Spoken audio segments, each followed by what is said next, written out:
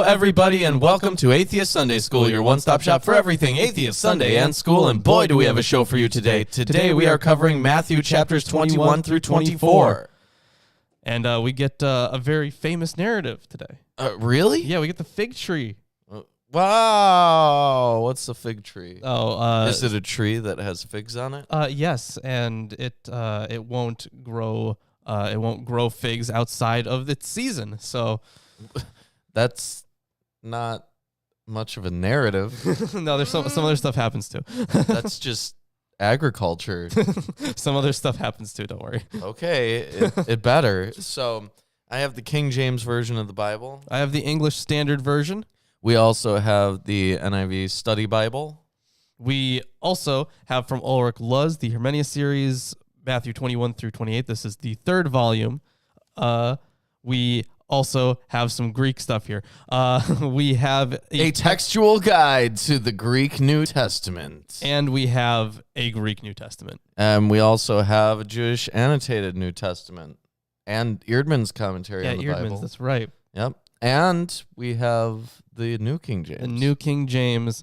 We got the text of the New Testament by Bruce Metzger and the historical Jesus in context. So we got a lot of books. Yes, and this is the penultimate episode of Matthew. That is true. Yeah. So next week we'll be finishing Matthew. Yes. We're getting our first crucifixion scene out of 4. So yeah, look at that book. That big old Hermenia book right in front of you. Yeah, it's pretty thick. You're going to read half of that today. Why do you have to remind me of these things? I just had to. Anyways, anything you want to say about Matthew chapter 21 before we hop into it? So this is taken over from a narrative in Mark, which, a lot of things are, a lot of connections have been drawn. Like they're very obvious too. So this one is from Mark 11, 1 through 17. That would be the source material. Although Matthew at least includes in that narrative quotations from Zechariah, for example, which were apparently not in Mark, which was just the one interesting thing I saw about this. All right. Well then, without further ado, I'll hop into chapter 21. And when they drew nigh unto Jerusalem, and were come to Bethphage, unto the Mount of Olives, then sent Jesus 2 disciples. Now, interesting bit here. Bethphage. What do we know about Bethphage? According to rabbinic tradition, the village of Bethphage lies within the city environs of the extension of the Mount of Olives, less than a mile from the city itself. Yes, all we know is that it's near Jerusalem, near the Mount of Olives.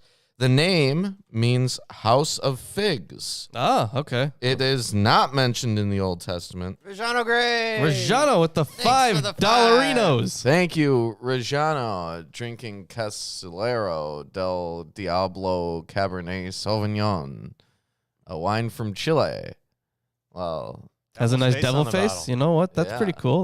That sounds pretty chill, eh? Yes. Yep. Well, thanks for the $5. So, yeah, this place is not mentioned in the Old Testament. In the New Testament, it's only mentioned in connection with the triumphal entry. In the Talmud, it's spoken of as being near Jerusalem. But the Mount of Olives, we have had reference to. We have, yeah. Yeah, we've had numerous references to it. And so it is east of Jerusalem. It's linked to messianic and eschatological ideas. We can see, for example, if you can pull up Ezekiel 11:23. Ezekiel 11:23. I will pull that up. Yeah, that's just because I'm such a nice guy. You remember when we were reading Ezekiel? Yeah. Yeah, that was fun. It was cool. It was definitely cool. Until it stopped being cool. Yeah. Yeah. But the very beginning of it was really cool. Yeah. All right, so 11:23 you said. And the glory of the Lord went up from the midst of the city and stood on the mountain that is on the east side of the city. Yeah. So this is the Mount of Olives. All right, so he sends these two disciples in, saying unto them, Go into the village over against you, and straightway ye shall find an ass tied, and a colt with her. Loose them, and bring them unto me. And if any man say aught unto you, ye shall say, The Lord hath need of them, and straightway he will send them. So Jesus is straight up like, go steal a couple of horses. And if anyone's like, hey, what are you doing? Those are mine. They're like, oh, no. Yeah, so I want you to pull up Zechariah 9:9. Zechariah 9:9. Okay, yeah. So this is the fulfillment quotation that's included in Matthew here, but not in Mark. Yeah. Also, the Sanhedrin says that the Messiah will come riding upon an ass. Yep. So let's see. Zechariah 9:9. Man, it feels like forever since we've been in Zechariah. I know. Rejoice greatly, O daughter of Zion. Shout aloud, O daughter of Jerusalem. Behold, your king is coming to you. Righteous and having salvation is he.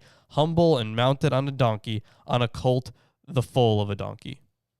Yeah. Yeah. So that quotation is, I mean, they interpreted it in this way already. In fact, on that specifically, I did have something pulled up for it actually. But where is it now? That's the question. So yeah, the fulfillment quotation of Zechariah 9:9 was certainly used before Matthew as a prediction of Jesus' entry into Jerusalem. That is clear from the Johannine entry story, where the quotation also appears, albeit in another wording and at another place. It was Matthew, however, who first inserted it into the Markan text. For as with good job, Matthew. Yeah, right. You did a great job. Hey, good job, man. Who first inserted it into the Markan text, for as with the other fulfillment quotations, the introductory formula of verse 4 is adapted to the context and is completely redactional. All this was done, that it might be fulfilled, which was spoken by the prophet, saying, Tell ye the daughter of Zion, Behold! Behold! Thy king cometh unto thee, meek and sitting upon an ass, and a colt, the foal of an ass, as we just referenced from Zechariah. Yeah. And the disciples went and did as Jesus commanded them, and brought the ass and the colt, and put on their their clothes, and they set him thereon. So we have detail here from the NIV commentary that Jesus sat on the cloaks or the clothes. We know from Mark 11:2 and Luke 19:30 that he rode the colt. Typically, a mother donkey followed her offspring closely. Matthew mentions 2 animals, while the other Gospels have only one. Yeah. So it had to fall in line with the part in Zechariah. Yeah. Yeah. Additionally, the putting the cloaks, and they're going to do more with the cloaks, but it is like a royal thing. Anyways. So he sits on this colt, and a very great multitude spread their garments in the way. Others cut down branches from the trees and strewed them in the way. So, cutting these branches from the trees. There are mentions of this in Leviticus, 2 Kings, 2 Maccabees. Yeah, there's all sorts of references to it. So, that is a thing. And the multitudes that went before and that followed cried, saying, Hosanna to the Son of David. Yeah, so the crowds call out their Hosanna to the Son of David. In reality, Hosanna should not be used. Okay, so that's interesting here. Should not be used with the dative, and the dative would be like, to explain the dative tense, I guess. So in in Greek, there are, a whole bunch of different tenses denoting how it should be interpreted in the sentence. And the dative is like it expresses a relationship with something else in a very concrete way. Like if we're saying like, who is that person in your house? Like in your house would be in the dative, or at least part of it would be. So like words like in, with, let's see what else we have. By, for, these are ways to translate or interpret a dative clause or word. Yeah. So that's the dative. So in reality, Hosanna should not be used with a dative, since the word is a transcription of the Hebrew please help from Psalm 118:25. Yeah, it can be translated please help. It literally means save now. Yeah, exactly. A form of the term help is earlier used in connection with King David in 2 Samuel 14:4. Yeah. So since there is no direct equivalent for this word, however, it is probable that it was no longer understood in Aramaic-speaking post-biblical Judaism. The same is true for early Christianity, where Hosanna became a cry of joy or salvation. Yeah, that would be a weird cry of joy. Also, yeah, there is a difference between Koine Greek and classical, I guess, because classical covers like multiple eras. There's like Doric, there's Attic. In fact, I actually brought over some of my homework to work on, and we're doing the Attic orders right now, and boy, are they annoying. Koine Greek is so much easier. You use, in Koine Greek, way less weird constructions. Like, it's way closer to English sentence formation than it was to Attic Greek or anything like that, because I think we were talking before about having genitive absolutes. The statements where like both of them are in the possessive form to differentiate a subject. So it's way less constructions like that. Mm-hmm. Yeah, sometimes they have like an accusative infinitive where you'd have it in the form of an object, but it's performing the action of an infinitive. Homework Greek after show? Yeah. I don't know about all that. So they follow him crying, saying, Hosanna to the Son of David. Blessed is he that cometh in the name of the Lord. Hosanna is the highest. Now, this saying that they use, blessed is he, it's from the praise psalms, Psalms 115 to 118, that are recited during Passover, according to the rabbinic tradition.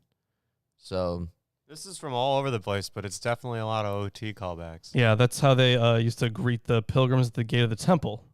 Oh. As well, yeah. Interesting. So the concluding phrase, Hosanna in the heights, is presumably to be understood in the sense that those who live in the heights, the angels, are called to join in the Hosanna cry. Mm. And when he was come into Jerusalem, all the city was moved, saying, Who is this? And the multitude said, This is Jesus, the prophet of Nazareth of Galilee. So here we have Jesus. He's been demoted. No, I'm kidding. He's not. Yeah, he's been demoted. But he's a prophet now. They don't address him as the Messiah.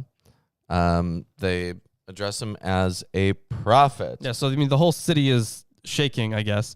So similar reaction had happened once before when the entire city of Jerusalem was troubled at the news of the birth of the Messianic king in 2:3.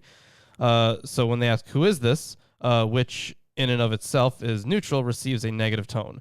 The crowds give their answer to the people of Jerusalem. For them, Jesus is the prophet from Nazareth.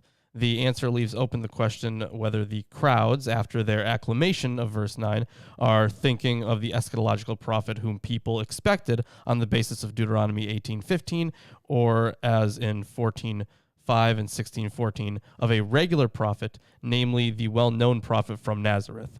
In either case, while they do not express a conclusive recognition of who Jesus actually is, they do say something positive. Yeah, but they do have a very high opinion of him either way. So, Jay Dollar Sign wants his daughter to read Hebrew. He could just send her to a Jewish Sunday school. yeah, eventually, Yeah. she She would pick it learn up. Hebrew. Yeah. Pretty quickly. Yeah.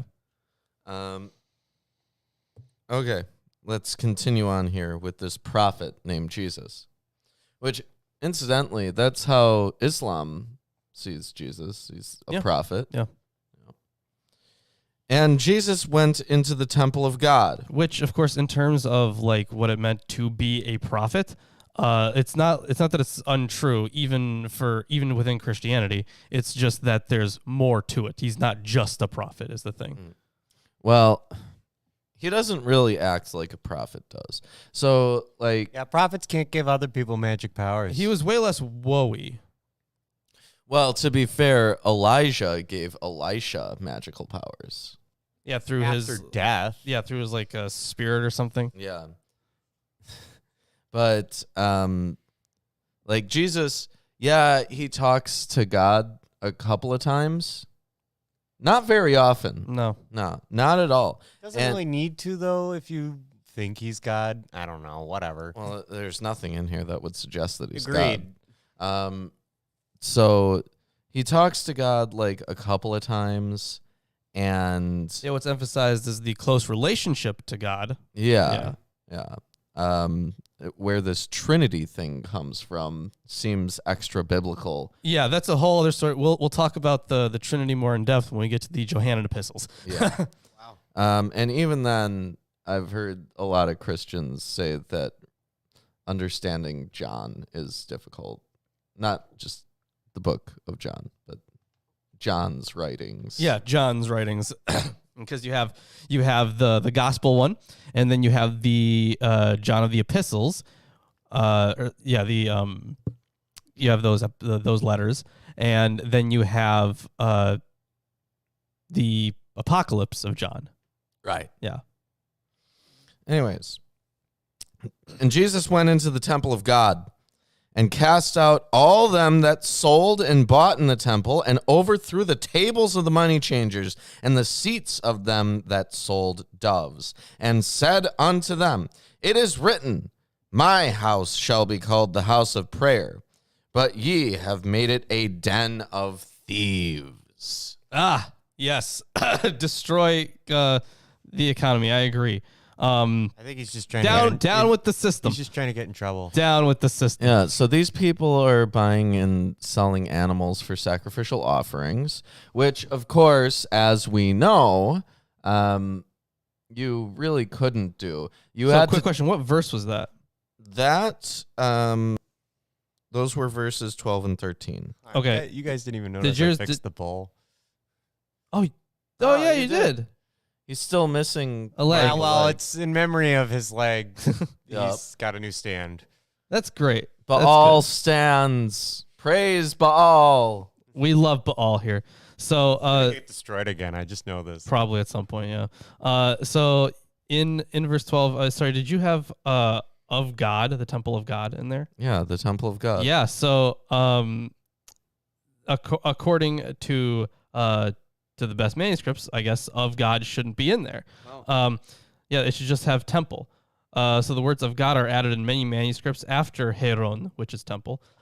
There's strong manuscript support for the shorter reading, and copyists would not delete of God if they were original. Such an addition by copyists is natural in order to emphasize the profaning of a holy place.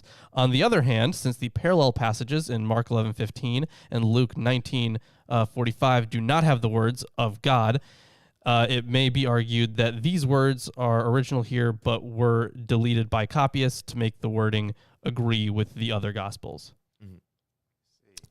Yeah, so there's a number of things to comment on here. First of all, Why? the You know, den they of did that to the Pledge of Allegiance.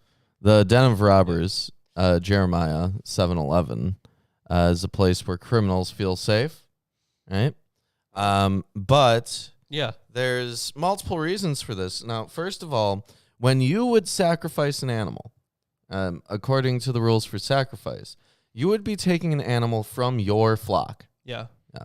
And it had to meet very Pretty specific guidelines, yeah. Yeah, specific guidelines. So, first of all, these people who are coming here to buy animals or sell them, they have no guarantee that these animals meet these guidelines. They have to take it on trust. Or they can just not care that the animals meet the guidelines. And as we know from previous books, God does not like it when you give improper sacrifices. Right, he does not. He is not a fan at all. But we also know that these money changers, now these are people who are exchanging different currencies, right? They're converting foreign currencies into Tyrian shekels, high-quality silver coinage accepted by the temple. Now, what is the issue with that? Well, those coins would include images, usually of rulers who fancied themselves as gods. Yeah, And, which a lot of them did. Yep, and sometimes of other icons as well. So arguably, including these coins on the temple grounds is a practice of idolatry, according to some of those who follow the teachings of the Torah quite closely. Interesting. So, let's continue. Tell me once you get you didn't read verse 13 yet, did you? I did. You did? Okay. Then in that case. Oh, no. Yeah, so it is scarcely possible to say how Matthew understood this episode. That Jesus threw all the sellers and buyers out of the temple shows that Matthew did not want to play the event down and relegate it to, as it were, an obscure corner of the court of the Gentiles, much as know? in... What? Little did they know that Jesus could dragon shout. Yeah, little did they know, right? Right. They should have learned from... all these other passages. From back in Joshua. Right, Yeah. right, yeah. And that's how he did it all in one go. Yeah, that's impressive. So after 70 and after, of course, the year 70, and after the separation of the whole temple, after the separation of the community from official Judaism, the Jerusalem temple is no longer for him the place of prayer for all nations. That is why all the nations is omitted. The money changers and sellers are contrasted with the blind and the lame in the temple, and thus, at least indirectly, are on the side of the chief priests and scribes who oppose Jesus. Mm-hmm. All of them. Get them out of there. Yeah. Now let's continue on here. And the blind and the lame came to him in the temple, and he healed them. And when the chief priests and scribes saw the wonderful things that he did, and the children crying in the temple, and saying, Hosanna to the Son of David, they were sore displeased, and said unto him, Hearest thou what these say? And Jesus saith unto them, Yea, have ye never read, Out of the mouth of babes and sucklings thou hast perfected praise. Yes, so the narrative is kind of awkward here. He has said nothing about the acclamation of the children. It first appears in the reaction of the opponents. It is not clear who these children are. The evangelist needs them in order to be able to include the quotation from Psalm 8:3 in verse 16. For the readers of the gospel, they may have been identical with the babes who, to whom, according to 11:25-27, the secret of the Father and the Son is revealed, and who are mentioned again in the following quotation. In the Gospel of Matthew, these babes, like the sick, especially the blind, are a way of identifying the church. It is probable, therefore, that the readers identify themselves with the blind and the lame. Thus, it is not Israel's leaders who represent the true Israel, but it's sick. It's children and it's poor. Yeah. And this is really asking to get punished here, right? Jesus comes in. He throws out the money changers, Those money changers are the ones who are exchanging foreign currencies for the local currency. The local currency would have been used for offerings to the temple, right? As we have many instances within the rules for sacrifice that say that you can give a cash donation That is in true. shekels. So by throwing these guys out, he's literally stripping the temple of a good portion of its funding. And then he goes in and basically quotes psalms at these guys, which carry the implication that he's some kind of holy individual, right? Which is not something that the prophets would do. No, definitely the prophets would not do that. Yeah. So not only does he make a financial attack on the temple, but he makes a religious attack on the rabbinical authorities, the chief priests. Yeah, they've been questioning him this whole time. Yeah. And like, what, does he think that nothing's going to come of this? No, he knows. I'm pretty sure he does know, He's yeah. doing this intentionally. So, yeah, this is Provoking. right. It's a self-fulfilling prophecy because he says earlier in one of our previous readings that, I'm going to go in and this bad stuff is going to happen to me, right?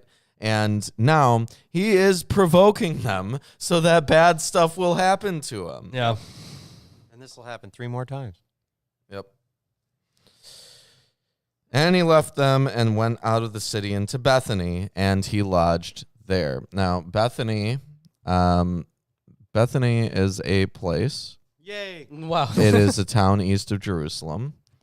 I have some more details on it, but not many. A village on the eastern slope of the Mount of Olives, about 2 miles from Jerusalem, and the final station on the road from Jericho to Jerusalem. Okay. So presumably this is a place that a lot of travelers would be staying, especially during the Passover season. Yeah. Now, in the morning, as he returned into the city, he hungered. And when he This saw... is kind of cool. Yeah? Look at that. It's like an old, I don't know, toy, would you call it? Like a figurine? Yeah. You see that? Is that showing up well? Yeah. Yeah, it's an old figurine of Jesus riding in. Huh. It's kind of neat. Wow. We should get one of those. Yeah, right. So he's hungry, right? And when he saw a fig tree in the way, he came to it and found nothing thereon, but leaves only, and said unto it, Let no fruit grow on thee henceforward forever. And presently the fig tree withered away. So What a there's dick. a fig tree. What a nice guy. And now it's no, it's not doing it the tree stuff anymore that it should be doing. Yeah, this is just him kind of being a douche. blighted honestly. the tree. Yeah, he destroyed this tree for No reason. no reason. I mean, it says that Food. the fig tree symbolizes judgment, right? As in Isaiah 34:4, Jeremiah 8:13, 24:1 through 10, Hosea 2:12, Joel 1:7. So he's withering judgment. Yeah, yeah, that's a very common image for judgment in general, the Right. withering tree. Yeah, we got Isaiah, Hosea, Job, Psalms. It's everywhere. So less clear is the metaphor of the fig tree as such. While it appears frequently in the Bible as an image for Israel, along with figs as an image for Israelites, it does so usually in connection with the common image of the vine. This metaphor is not found in contemporary Jewish texts. In later rabbinic texts, it appears seldom. Thus, we cannot simply speak here of a conventional metaphor with an established meaning. Still, the association with Israel is relatively obvious from the prophetic tradition. And in addition, verses 12 through 16 would have turned the reader's thoughts in this direction. Yeah. So basically, he's like, ooh, this judgment that the priests have laid upon me will lead to their ruin, right? He withers the tree. He is passing judgment on them. So, and when the disciples saw it, they marveled, saying, "How soon is the fig tree withered away?" Jesus answered and said unto them, "Verily I say unto you, if ye have faith and doubt not, ye shall not only do this which is done to the fig tree, but also if ye shall say unto this mountain, Be thou removed, and be thou cast into the sea, it shall be done. And all things, whatsoever ye shall ask in prayer, believing, ye shall receive." So we've had this image before, moving mountains, right? And when he was come into the temple, the chief priests and the elders of the people came unto him as he was teaching, and said, "By what authority dost thou do these things? And who gave thee this authority?" Now, we wonder what authority he might have had. So I do want to actually, you know what? No, we're not there yet. Continue. Sorry. All right. Well, Then when we get to verse 29. Let me know when you get to John. Yeah, that's the important part, right? yeah, starting John. So they're questioning his authority, why he's teaching, why he thinks he's allowed to teach, because presumably he's not a rabbi. He's not educated in the way that they are, right? Well, yeah, not in the way that they are. We don't know his childhood, We don't know anything. but I about assume he's childhood. not formally trained. Right. He just kind of shows up to the temple and starts teaching. Right? And this is something that the prophets would do. Right? Yeah. So that is something at least. And Jesus answered and said unto them, "I also will ask you one thing, which if ye tell me, I in like wise will tell you by what authority I do these things. The baptism of John, whence was it? From heaven or of men?" And they reasoned with themselves, saying, If we shall say, From heaven, he will say unto us, Why did ye not then believe him? But if we shall say, Of men, we fear the people, for all hold John as a prophet. And they answered Jesus and said, We cannot tell. And he said unto them, Neither tell I you by what authority I do these things. But what think ye? A certain man had 2 sons, and he came to the first and said, Son, go work today in my vineyard. He answered and said, I will not. But afterward he repented and went.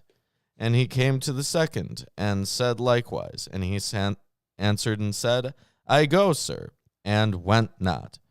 Whether of them twain did the will of his father? They say unto him, the first. Yeah. So interesting little story there. So you have, the one, this guy has 2 kids. He went to the first one, said, child, go today and work in the vineyard. He didn't want to. And then eventually he did. So that's something. Now let's talk about this a little bit, textually speaking. Yeah, the first son represents those who repent. The second son, a liar and a hypocrite, represents those who preach but do not practice. Before you get to the textual bits, I do have a bit here. It seems like this second son is kind of representative of the fool that we get in Psalms. Yeah, I'd say so. So, which of course a lot of people don't get because they don't actually want to read the Psalms themselves. Because I get it, they kind of suck to just read through. So, but yeah, the fool. yes, It's not like they're always like, is the one who says in his heart there is no God. Look at that, they're atheists. No, it's not that simple. Keep reading. So 29 through 31. I haven't finished 31. Okay, well, finish 31. Whether of them twain did the will of his father, they say unto him, the first. Jesus saith unto them, Verily I say unto you, that the publicans and the harlots go into the kingdom of God before you. All right, so there are numerous differences among the manuscripts in these 3 verses, but the principal differences are 3. 1, in some manuscripts, the first son says no, but then he repents and goes to work in the vineyard, which is the one we got. The second son says yes, but he does not go to work. The question is asked, which one of the 2 did the will of his father? The answer is the first. This reading, followed by nearly all translations, is more likely to be original for the following reasons. First of all, it makes sense that when the first son said no, the father asked the second son to go. The manuscript support for this reading is slightly stronger than the support for other readings. And now, just to point out here quickly, did in your translation that you're using there, I don't think that it said that he didn't go do the work. Yes, it did. And but to he the did not. Yeah, second sorry. And said likewise, and he answered and said, I go, sir, But and he did not. went not. Okay, gotcha. Sorry, that's just KJV issues. 2, in some manuscripts, the first son says yes, but then he does not go to do the work. The second son says no, but he later repents and does the work. These manuscripts have the following answers to which one of them did the work. So there's so instead of the first one, it would say the latter or the second, so on and so forth. In some manuscripts, the first son says no, but then he repents and goes to work in the vineyard. The second son says yes, but he does not go to work. So which of the 2 did the will of the father? The answer is the last. So it would be the second one there. Some interpreters say that this reading is original because it is the most difficult, and copyists would have changed it to readings 1 or 2, but this reading is so difficult that it makes no sense in the context. Right. I'm sure that this has relevance for the salvation ideas that different Christian sects have, some of which are like faith by works, or salvation by works, or whatever. There's by faith and by works. Right. So this would be like, even if you're not professing faith, right? You do the work, well, then you're all good. If you profess faith, you don't do the work, well, yeah, exactly. You're a fool. You're shit out of luck. So even an atheist who does all the right things should be okay, right? Well, I don't know. Yeah, but I don't know if any it's at least atheist a would. professing atheist. Yeah. Right? Yeah. Oh, Right. but No, of course, we're as we've been told before gosh. that we are just professing atheism. Right. We're not actually atheists because we all know in our hearts that God exists, right? Oh, Yeah, right, guys. totally. Right. Of course. Yeah. Drill a hole in my head first, thanks. Really don't. I don't want that. I've seen holes in Just heads. stop talking. Chris wants that. No. He wants a hole in his He's head. expressively That was my asking for mom's that. expression, and she actually had a hole drilled in her head for medical reasons, ironically. And so I should not use it. That's all I'm Yeah, saying. bad idea. Yeah, bad expression. I was trying to redact it in the sense that it's a good idea as an You expression. gave but it a shot. But if you do pretty need a scary. hole drilled in your head for medical reasons, then you might as well. May as well. Yeah. Pretty fucked up. Let's move on. For John came unto you in the way of righteousness, and ye believed him not. But the publicans and the harlots believed him. And ye, when ye had seen it, repented not afterwards, that ye might believe him. Hear another parable. There was a certain householder, which planted a vineyard, and hedged it round about, and digged a winepress in it, and built a tower, and let it out to husbandsmen, and went into a far country. And when the time of the fruit drew near, he sent his servants to the husbandmen, that they might receive the fruits of it. And the husbandmen took his servants, and beat one, and killed another, and stoned another. Again he sent other servants, more than the first, and they did unto them likewise. But last of all he sent unto them his son, saying, They will reverence my son. But when the husbandmen saw the son, they said among themselves, This is the heir. Come, let us kill him, and let us seize on his inheritance. And they caught him, and cast him out of the vineyard and slew him. When the Lord therefore of the vineyard cometh, what will he do unto those husbandmen? Yeah. So the husbandmen, I think a better translation would be farmers here. Right. Yeah. They practice husbandry, Yeah. So animal husbandry. they do the so they're killing slaves Mhm. from what it looks like. Not good. I mean, don't have slaves in general, but also don't kill people. All that stuff. But yes, All so bad. so confident. This is the Now, of course, He the said his son idea to him. here is that this owner is God. right, and Right. And his son is Jesus, and Jerusalem is the vineyard. yeah. Right. So it's like, oh, they're gonna love this guy. But not only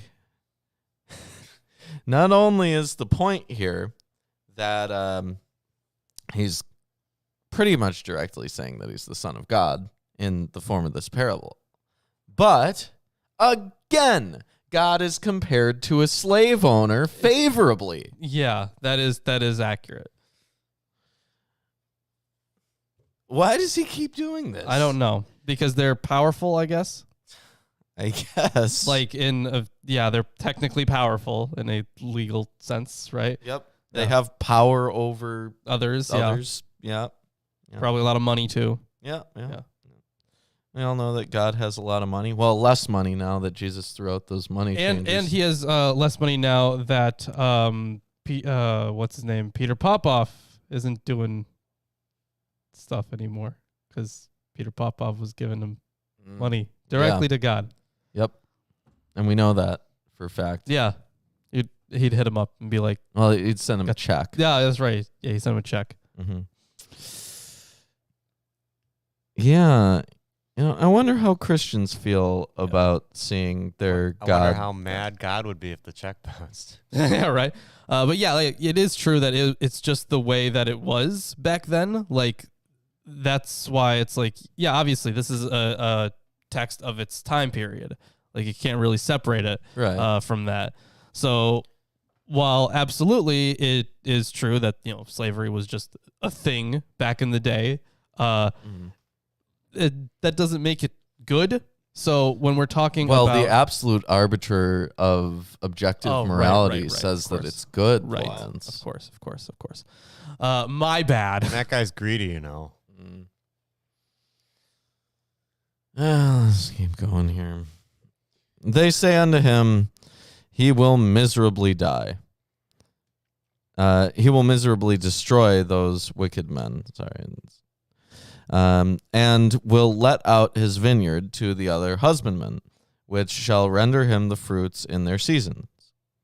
Jesus saith unto them, Did ye never read in the scriptures, the stone which the builders rejected, the same is become the head of the corner. This is the Lord's doing, and it is marvelous in our eyes. Therefore say I unto you, the kingdom of God shall be taken from you, and given to a nation bringing forth the fruits thereof. And whosoever shall fall on this stone shall be broken, but on whomsoever it shall fall, it will grind him to powder. And when the chief priests and Pharisees had heard his parables, they perceived that he spake of them.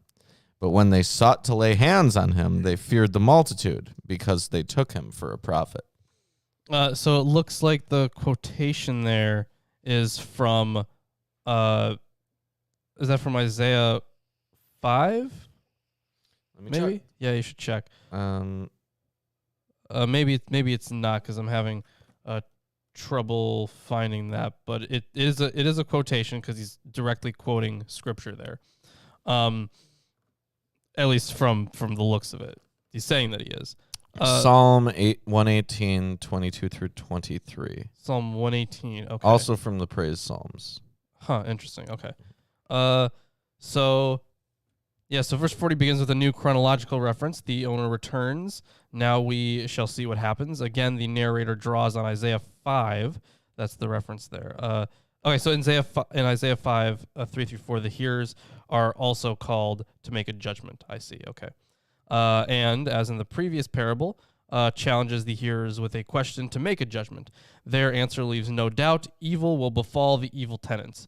The vineyard will be taken from them and given to others who, thus Matthew adds to the source, to his source with biblical language from Psalm 1:3, at the harvest, deliver the fruits to the owner. The readers notice, although Jesus' conversation partners do not yet, that Israel's evil leaders pronounce their own judgment. Yeah, it's also noteworthy that later rabbinic sources claimed that prophecy had ceased centuries earlier. Some cite the destruction of the temple. Others say prophecy ceased due to the harsh treatment by the people. Others say the lack of exiles returning to Israel caused prophecy to end. Josephus and others suggest a widespread belief that prophecy continued through the late Second Temple period. So, it depends on which sources you take seriously. But some prophecy may have been going on. There may have been other prophets at the time. We don't know. Oh, okay. Yeah, I'm looking in this now. Okay, so in the so it's the quotation from Psalm 117, 22 through 23. This it's in the Septuagint at least. Follows the Septuagint version verbatim, as is already the case in Mark. Okay. Anyways, that's the end of chapter 21. If you're enjoying the stream so far, give us a like, comment, subscribe, share it with your friends, family, neighbors, etc. Yeah, we got more Jesus stuff coming up, right now, which I'm gonna pull up the book for right here. This is the book that I have for it. See, right here, it's a Bible. The Jesus book. All right, so hopping into chapter 22 then. Here's a parable at the wedding feast. You like weddings? No. Yeah, me neither. Free food. That You is selfish. true. But yeah, why? What you doing? Enjoying food there, Ruben? How dare you enjoy food? Yeah, right. All right. Let's hop into chapter 22 then. And again, Jesus spoke to them in parables, saying, "The kingdom of heaven may be compared to a king who gave a wedding feast for his son, and sent his servants to call those who were invited to the wedding feast, but they would not come." Yeah, so more slave owner God.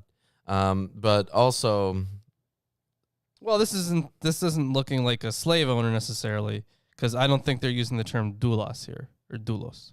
it has slaves here in Does it? the they use the NRSV.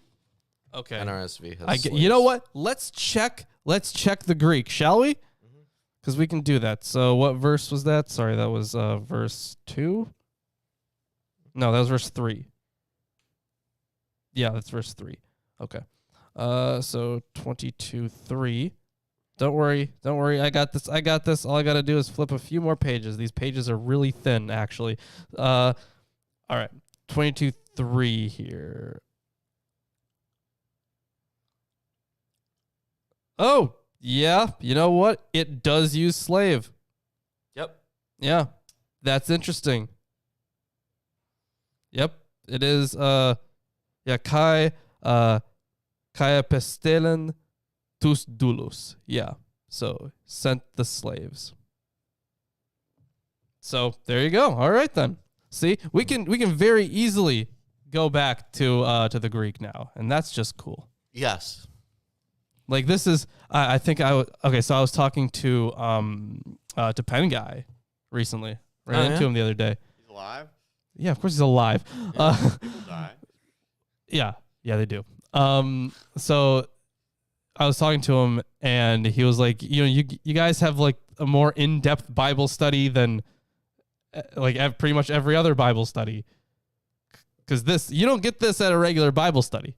For those who don't know, Penn Guy is a guy who hangs out at the University of Wisconsin-Milwaukee, handing out free pens that have scripture printed off and rubber banded onto them. Yeah. He stands around for hours at a time. Going Usually doesn't would you matter. like some free pens? Doesn't any time of year, Yeah, doesn't matter. any weather. Basically. He'll be out there. I was surprised when I didn't see him for a while. Yeah, He's an interesting guy. he is. All right. So yeah, sending his slaves to call those who were invited to the wedding feast, but they would not come. Again, he sent other servants. Of course, you should read it as slaves. Yes, they're slaves. Yeah. Again, he sent other servants saying, "Tell those who are invited, see, I have prepared my dinner. My oxen and my fat calves have been slaughtered, and everything is ready. Come to the wedding feast." Like he's trying to entice them, and he's like, please come over here. Like this is gonna be great. We're gonna have a good time. Let's. I have commentary once we finish verse 14. Okay, sounds good. Otherwise, it's very sporadic and not that detailed. Great. But they paid no attention and went off, one to his farm, another to his business, while the rest seized his servants, treated them shamefully, and killed them. The king was angry, and he sent his troops and destroyed those murderers and burned their city. Then he said to his servants, "The wedding feast is ready, but those invited were not worthy. Go, therefore, to the main roads and invite to the wedding feast as many as you find." Oh, this is some good proselytizing stuff. This is very, very obvious what they're doing here. Yeah, so they're talking about the destruction of Jerusalem. So Israel's prophets predicted the destruction of the first temple, Isaiah 5:24 through 25, Jeremiah 4:5 through 8. Yeah, we can go on at length about something like that. Yeah. So let's finish up this little section here. So telling him to go out to the main roads and invite people to the wedding feast. And those servants went out into the roads and gathered all whom they found, both bad and good. So the wedding hall was filled with guests. So it was, both bad and good. So all the people they found, they didn't have to necessarily be good there, which is an interesting addition, I feel. Right. None of the neutral people, though. I understand. I didn't want to go. Yeah, none of the neutral ones, I no. didn't want to go. No, they were really neutral about the wedding Just bad Well, and good. They're not Yeah. invited. because they're The neutral. ones. Yeah. Yeah. I I mean, understand. they would just bring everyone else down. Everyone else wants to party, and the neutral ones are the ones who like stand in the corner, being like, that meme where it's the person standing in the corner. Yeah. Right? It'd be just like that. Yeah. Okay. Let's continue on. Now read on through to verse 14. We'll do. Through verse 14. Thank you. But when the king came in to look at the guests, he saw there a man who had no wedding garment. Wait. What a shame. It has been conjectured that it may have been the custom for the host to provide the guests with wedding garments. This would have been necessary for the guests at this banquet in particular, for they were brought in directly from the streets. The failure of the man in question to avail himself of a wedding garment was therefore an insult to the host who had made the garments available. Okay, I see. So That makes more sense. Yeah, that does make more sense. And we also know that garments represent righteous deeds from Romans 13:12, Galatians 3:27, Revelation 3:4 through 5:18, and 6:11, and 7:13 through 14, and 19:8, and 22:14. So, oh wait, Yes, those who didn't have clothes came for clothes. So, just a couple things here I want to point out. So I was, pointing out the whole good and bad thing, right? However, the story has not thereby reached its happy ending. Why in verse 10 is it that the slaves are to invite good and bad persons? The readers are expecting something else to happen. What happens will surprise them. Okay, so this is like he's doing a swerve here. Yeah, he's doing a swerve. So I do want to point out one thing about the wedding hall there in verse 10, I believe. So the wedding hall was filled with his guests. Yeah, so the wedding hall, the reading, okay, so there are two ways that he has it written, that he has wedding hall written. He has gamos, the wedding hall, and he also has nymphon, also as the wedding hall. But the reading here seems to be a correction in the Alexandrian text manuscripts, since copyists considered hogamos, wedding or wedding feast, to be somewhat inappropriate with the verb filled. That's funny. Because I'm like 10 apparently. Whichever reading is followed, the translation will be the same in the receptor language, since hogamos is used here figuratively to mean the wedding hall. So that's just one thing. They had two different words for wedding hall, and yeah. And they were like, one is a little inappropriate for this. So I guess that's interesting. Anyways, let's continue. So this guy isn't dressed as well as he could be, and he said to him, "Friend, how did you get in here without a wedding garment?" And he was speechless. Then the king said to the attendants, "Bind him hand and foot and cast him into the outer darkness. In that place there will be weeping and gnashing of teeth, for many are called, but few are chosen." So that took a strong turn. And we've heard these things before, though. Right. Yeah, weeping and gnashing of teeth. The outer of darkness. Not just the weeping and gnashing, but many will exist and few will be chosen kind of thing. Yeah. Right. That as well. Now that is something that comes up in 2nd Esdras. Mm-hmm. Yeah. That's why I thought it was cool. But also here, this is a proverbial summary of the meaning of the parable. God invites many, perhaps all in the view of Semitic usage of many, to be part of his kingdom, but only a few are chosen by him. This does not mean that God chooses arbitrarily. The invitation must be accepted, followed by appropriate conduct. Proper behavior is evidence of being chosen. Yeah, I suppose, yeah. Now, this raises I'm going to read from Eerdmans in a moment, but Sure. This raises a serious question. What happens to those who reject the invitation? Are they also thrown into the outer darkness? Or maybe they are already existing in the outer darkness? There's no clear Indication of that. answer. Yeah, at least not from this parable. No, not that we can see. Yeah. Anyways, let me read from Eerdmans on this parable. This parable concerning a king inviting guests to his son's wedding banquet continues the themes of the previous parables: son, kingdom, leader-subject relations, and violence. The banquet is a standard metaphor for life in God's kingdom.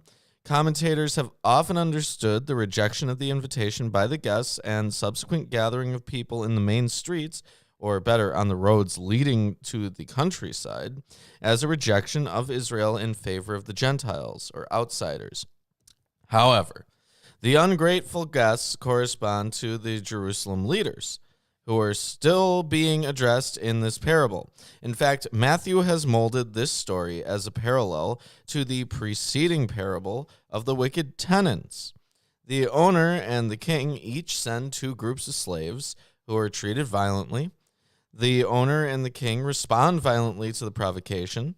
The attack on the king's servants and his response clearly does not fit comfortably into the story of a king inviting people from his own city to his son's wedding. But it does match nicely Matthew's view that Jerusalem and its leaders died at the hands of the Roman emperor because they rejected Jesus. We'll see that in 27:25. Matthew has modified the parable to turn it against the leaders. In Luke and in the Gospel of Thomas, a rich man who is not a king gives a banquet. The context in the Gospel of Thomas addresses the dangers of wealth, as does Luke, who includes among the second group of invitees the poor, maimed, blind, and lame. In contrast, Matthew focuses on governing power and authority. In the parabolic narrative, the guests invited to the royal wedding feast would be wealthy, powerful, high-ranking leaders of the kingdom. Thus, the original invitees who reject the king represent not all Israel, but the leaders of Israel. since their rejection of the king's invitation shamed him and challenged his rule. The king took violent action against them and in their place invited other subjects, the farmers in the rural villages, subject to the city, and people on the roads. These secondary invitees do not symbolize Gentiles, but the lost sheep of the house of Israel, as in 10:6, that is, the villagers to whom Jesus sent his disciples. Though the parable contrasts the proper invitees with undistinguished people in the street, all are subject of the one king. If the king represents God, then the invitees are Israelites, consistent with Matthew's narrative up to this point. Well, the thing is, they would be people who aren't rich and powerful. Right. Yeah, they would be, because they're in the streets. That's where they were found. They were just random. You could be rich and powerful and in the streets. Remember that one king? What was his name? Job? Yeah, Job. Yeah, in the Just Testament. kidding. In the Testament of Job version, yeah, he was a king who was just living in a dung heap for worms. like a while. Apparently, a really long while. Yeah, and he smelled real bad too because he. But he's powerful. I guess he's Kind still of. king. Yeah, I don't know how that. That was weird. How Anyway, that affected- we'll pass the exception of Job. Sorry, Yeah. I thought it was funny. Right. So the idea here is that the leadership has rejected God, right? And that the common people have not. And that carries over from the interactions that Jesus has had with them so far, where there are these multitudes of people outside who are listening to his teachings. And these Pharisees and leaders, other leaders, they are the ones who are rejecting him. So basically, he's just laying out the situation and making this assertion that these two situations are comparable. Yeah. Yeah. So on to the next section here. Still in chapter 22. Yep. Then the Pharisees went and plotted how to entangle him in his words. And they sent their disciples to him, along with the Herodians, saying, "Teacher, we know that you are true and teach the way of God truthfully, and you do not care about anyone's opinion, for you are not swayed by appearances. Tell us then what you think. Is it lawful to pay taxes to Caesar or not?" So Yeah, here we go. the Pharisees were ardent nationalists, opposed to Roman rule, while the hated Herodians, as their name indicates, supported the Roman rule of the Herods. Now, however, the Pharisees enlisted the help of the Herodians to trap Jesus in his words. After trying to put him off guard with flattery, they spring the question, is it right to pay taxes to Caesar or not? If he says no, the Herodians would report him to the Roman governor, and he would be executed for treason. If he said yes, the Pharisees would denounce him to the people as disloyal to his nation. And there's quite a bit of history of interpretation here, like a lot. I'm just gonna hit on a few points here. Yeah, but also Rome levied an annual census tax of 1 denarius, as well as other taxes. Tax collectors and tax collecting were associated with sinfulness. We've come across that multiple times. Yeah. So let's see here. So at the beginning, So they first sent to Jesus their disciples together with the Herodians, who are present for the evangelist in the tradition he receives. It does not bother the evangelist that the Pharisees have no disciples. He is probably thinking of the pupils of the Scribes, whom he throws in the same kettle with the Pharisees. Nor is he concerned about the question hotly debated in the history of interpretation about who the Herodians are and what they and the Pharisees think about paying taxes. It is difficult to say whether the question of paying taxes was at all important for him and his church in Syria, since he makes few changes in the text. His own interest issues from the macro text. It is to show how Jesus's Pharisaic opponents, in their malice, cast a snare around Jesus and how they fail in their efforts. This is a secular podcast for historicity. There you go. Best we can. And Thanks opinions. for paying your taxes. Yeah, Yeah. thank you. Jonathan Lopez asked. Yeah, I saw. Yeah, we basically we read on this show. We read the Bible. We do a historical, critical, and textual critical analysis of the Bible. Yes. Yep. That's essentially about There it. we go. Much more coherent. All right. So yeah, there was a huge history of interpretation to this, as I'm sure you could imagine. From the, we get a lot. So let's continue on though. Yeah, but I do want to point out also about the taxes. Now, this is an interesting question besides just the gotcha. Right? Yeah. Because, well, for one thing, we get to see how libertarian Jesus is. Right. That's what I was gonna. But for another thing, it has a religious conviction here. So the Roman coin of the day was the denarius. On one side was the portrait of Emperor Tiberius, and on the other was the inscription in Latin, Tiberius Caesar Augustus, Kaiser Augustus, son of the divine Augustus. The coin was issued by Tiberius and was used for paying tax to him. Now, this directly is a coin that associates divinity with Augustus. Yeah. So by handling this money and paying these taxes, you are kind of participating in idolatry. Arguably, yeah. So that's kind of the point there. But let's see the response. Let's see the whole conversation. So let's see. Is it lawful to pay taxes to Caesar or not? But Jesus, aware of their malice, said, "Why put me to the test, you hypocrites? Show me the coin for the tax." And they brought him a denarius. And Jesus said to them, "Whose likeness and inscription is this?" They said, "Caesar's." Then he said to them, "Therefore, render to Caesar the things that are Caesar's, and to God the things that are God's." When they heard it, they marveled, and they left him and went away. So it's like, this isn't your money. This is his money. Just give it back. Doesn't matter. As like it's his, because that's his name and likeness on there, right?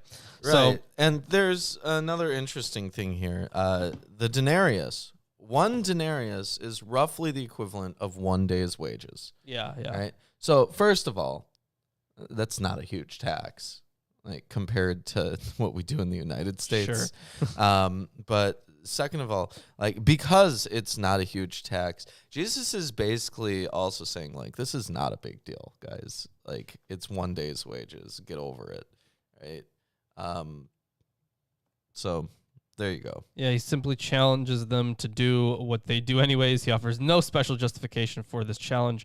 Well, the formula, what belongs to Caesar, tai kasaros, suggests that the money that originates in the imperial mint in Lyon and is invested with the emperor's symbols of power already belongs to him. It is only implied. There is no statement that the imperial authority is granted by God, such as one finds in Romans 13:1, nor is a biblical justification offered for paying taxes. Thus, the first part of Jesus' concluding words is of no major consequence, since it simply confirms what his opponents already have been doing. Right. By the way, we get a lot of references to the Pharisees. We do, yes. I've just turned to a page in this commentary that has a handy summary of the different Jewish sects. Oh, okay, that's nice. So let me tell you about these. The Pharisees, their roots can be traced to the 2nd century BC, to the Hasidim. Along with the Torah, they accepted as equally inspired and authoritative all material contained within the oral tradition. On free will and determination, they held to a mediating view that made it impossible for either free will or the sovereignty of God to cancel out the other. They accepted a rather developed hierarchy of angels and demons. They taught that there was a future for the dead. They believed in the immortality of the soul and in reward and retribution after death. They were champions of human equality, and the emphasis of their teachings was ethical rather than theological. We can see differences with the other sects. The Sadducees, they probably had their beginnings during the Hasmonean period, 166 to 163 BC. Their demise occurred in AD 70 with the fall of Jerusalem. They denied that the oral law was authoritative and binding. They interpreted Mosaic law more literally than did the Pharisees.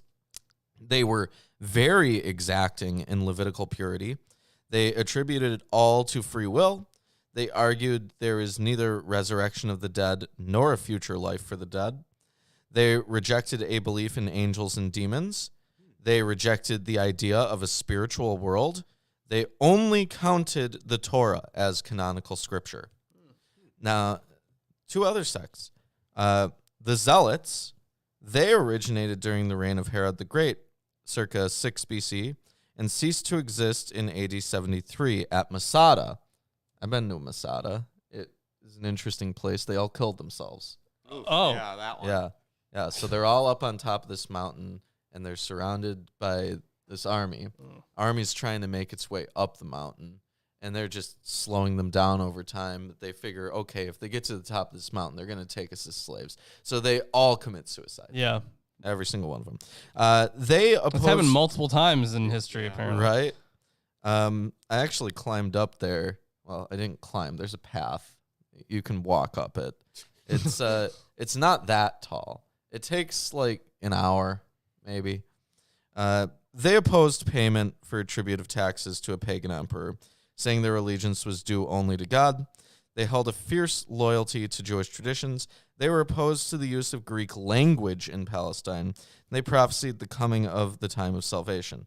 Now, the last sect that is brought up here is one that we're very familiar with. The Essenes. The Essenes, classic. Yes, they probably originated among the Hasidim, along with the Pharisees, from whom they later separated. They were a group of very strict and zealous Jews who took part in the Maccabean revolt against the Syrians, circa 165 to 155 BC. They followed a strict observance of the purity laws of the Torah. They were notable for their communal ownership of property, communists. They had a strong sense of mutual responsibility. Daily worship was an important feature, along with a daily study of sacred scriptures. Solemn oaths of piety and obedience had to be taken. Sacrifices were offered on holy days and during sacred seasons. Marriage was not condemned in principle, but was avoided, and they attributed all that happened to fate. Yeah, so we will be hearing a lot more about the Essenes probably when if we start reading like Dead Sea Scrolls stuff, because we're gonna have to talk about them a lot. But hopefully that summary brings everyone in our audience up to speed with what these different Jewish sects are, how we might see the Pharisees really as more representative of what people are like nowadays, right? Yeah. At least in the West, right? They hold this libertarian free will principle. They combine the oral and written traditions. They focus on ethical teachings. They're basically like Reform Jews. Yeah. But they also have like these kind of strange things, huge hierarchy of angel and demons, right? Yeah. So this is what we're dealing with here. So now we're onto some Sadducees stuff. The same day, Sadducees came to him, who say that there is no resurrection, and they asked him a question, saying, "Teacher, Moses said, if a man dies having no children, his brother must marry the widow and raise up offspring for his brother. Now, there were 7 brothers among us. The first married and died, and having no offspring, left his wife to his brother. So too, the second and third down to the 7th. After them all, the woman died. In the resurrection, therefore, of the 7, whose wife will she be? For they all had her." So yeah, this is of course when they're looking for this, or expecting at some point a new heaven and a new earth, they do expect a mass resurrection. Mm-hmm. And So yeah, they're asking, when everyone comes back, who gets her? Right. They point out that bodily resurrection is ridiculous. Right. Is that what they're pointing out? That's the point that Okay. they're trying to get to. But Jesus answered them, "You are wrong, because you know neither the scriptures nor the power of God. For in the resurrection, they neither marry nor are given in marriage, but are like angels in heaven." Right. And Josephus in Jewish War states that the righteous dead in the world to come dwell in chaste bodies. Yeah. There's actually quite a bit more on that here. So we get a whole bunch of information from him about the Sadducees. Okay, so apparently he doesn't even know that much about them. He speaks of them almost exclusively in his reports about Jewish schools of philosophers. In addition, he mentions them in his report about the move of John Hyrcanus from the Pharisees to the Sadducees. For him, their most prominent characteristics, are that they reject belief in the resurrection, emphasize free will, and accept only the written Torah. Yeah. Okay. Yeah, so he's saying that you don't know anything about this stuff. They're going to resurrect and be like angels. And as for the resurrection of the dead, have you not read what was said to you by God? I am the God of Abraham and the God of Isaac and the God of Jacob. He is not God of the dead, but of the living. And when the crowd heard it, they were astonished at his teaching. So, Jesus is all like, there will be a resurrection, but not of the dead, I guess? Or is he saying that it's like that they never died? I don't know. It would be like they never died? Hard to tell. Because he acknowledges that these people are, the people he listed are dead. And, Right.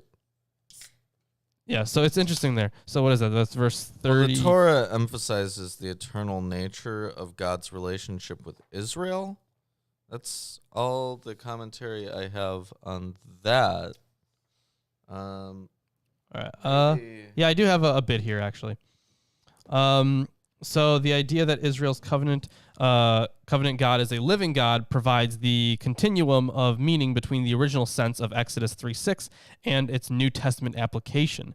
That God will raise the dead is for Jesus, the Jew, as well as for the 18 benedictions, a central article of faith that results directly from the belief in the living God of the patriarchs. Therefore, it is based in Scripture on the central text, Exodus 3:6.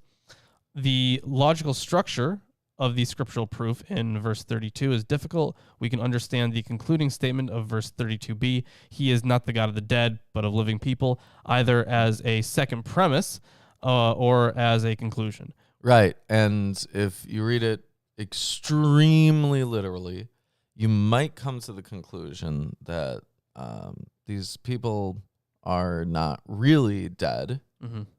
Exactly. There's some kind of super death, basically. Yeah, essentially. So this would be an afterlife is what they're likening it to. Mm-hmm. Yeah. So they're not really dead. They're just alive somewhere else. Right. And I see how you could come to that conclusion because, like, we have references to people going to Sheol. Yeah. Like, it's a place you go, I guess. Yeah, it is a place you go. But it's not like an afterlife. It's Not in the sense that we think of it now. No, it's just like Similar to Sheol. Death. yeah, It's just you the get to grave. be conscious of being underground in darkness. Woo! Wonderful, isn't it? Amazing. All right, so continuing on here. They were astonished, of course, at this amazing teaching. Even though it's a quote from Exodus. Yeah. Astonishing. Crazy. Whoa, he said stuff from things. But when the Pharisees heard that he had silenced the Sadducees, they gathered together, and one of them, a lawyer, asked him a question to test him. Of course, it was a fucking lawyer. So here's what he asked him. He's like, "Teacher, which is the great commandment in the law?" And he said to him, "You shall love the Lord your God with all your heart and with all your soul and with all your mind. This is the great and first commandment. And a second is like it. You shall love your neighbor as yourself. On these two commandments depend all the law of the prophets." All the law and the prophets. So the Greek verb is not phileo, which expresses friendly affection, but agapao, the commitment of devotion that is directed by the will and can be commanded as a duty. Gotcha. For Okay. love. Yeah, for love. Yeah, there are the few ways, there are a few words that were used for love. So, yeah. Yeah, so So he's saying that these two, I remember earlier on, didn't we get another narrative where someone asked him, like, what are the things that we should do? And he lists off like 3 commandments or like 3 laws. yeah, he has some of the 10 commandments that he lists off, and he's like, love your neighbor. It's pretty important to him. But so this lawyer, Yeah, this lawyer. lawyers only appear in the Gospels to test Jesus. They seem to be Wow. members of the community, but they're not really mentioned much. They're just lawyers. Who you don't really need more. They're just lawyers. Yeah. Now They may be disregarded. All Now we stereotypes know- about lawyers at the time still apply now. the number of the commandments in rabbinic literature is 613. So being a lawyer would not be that difficult. You just have to memorize 613 laws. Oh, Um, okay. I mean, that's a lot better than today. Right. Yeah. Right. And even then, they don't even memorize all those laws. They're Right. just like, I you don't don't think- yeah, even no. need case history. But this loving. Did you read verse 37? Yeah. yeah. So you'll love the Lord with all your heart and with all your soul and with all your mind. Well, this is the Shema, the basic affirmation of Jewish belief. It's a very common and like central Jewish prayer. Yeah. And moreover than that, yeah, there's some rabbinical Talmudic stuff that says that they generally treasure kindness. Yeah, but these do seem to be the 2 most important things: loving God and loving your neighbor. Okay. I mean, I guess that would make sense as like a And the Torah. the Torah, right? That's part of it, right? That's part of it. Yeah. All right. So continuing on here. Now, while the Pharisees were gathered together, Jesus asked them a question, saying, "What do you think about the Christ? Whose son is he?" They said to him, "The son of David." He said to them, "How is it then that David in the Spirit calls him Lord, saying, 'The Lord said to my Lord, sit at my right hand until I put your enemies under your feet'?" I remember that. I remember we were talking about that when we Yeah. read it. Psalm 110, the first usage refers to God, the second to David. Yeah. Yeah. So are they both called Lord? If then David calls him Lord, how is he his son? Well, he doesn't call the Son Lord. He calls himself Lord. Yeah.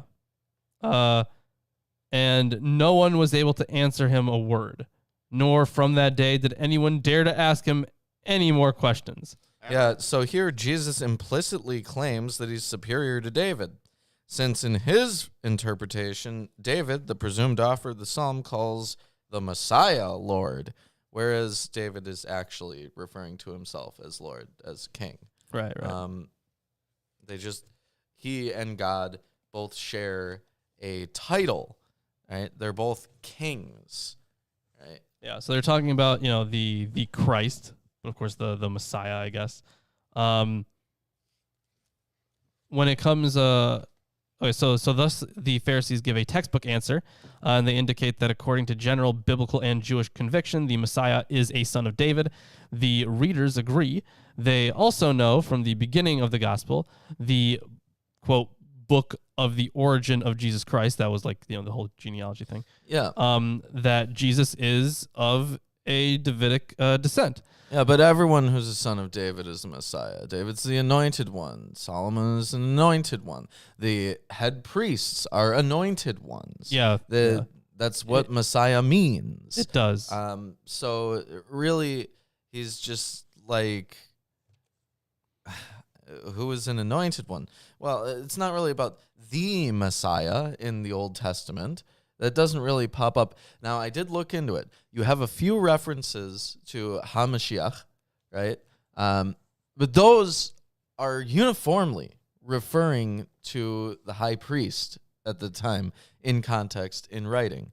So there isn't this Old Testament tradition of the Messiah, right? Also, the high priest thing, that would be a reason why I forget his name, but Melchizedek. That's why we have the Melchizedek relationship between, that's why Jesus has been identified with Melchizedek, because he was high priest.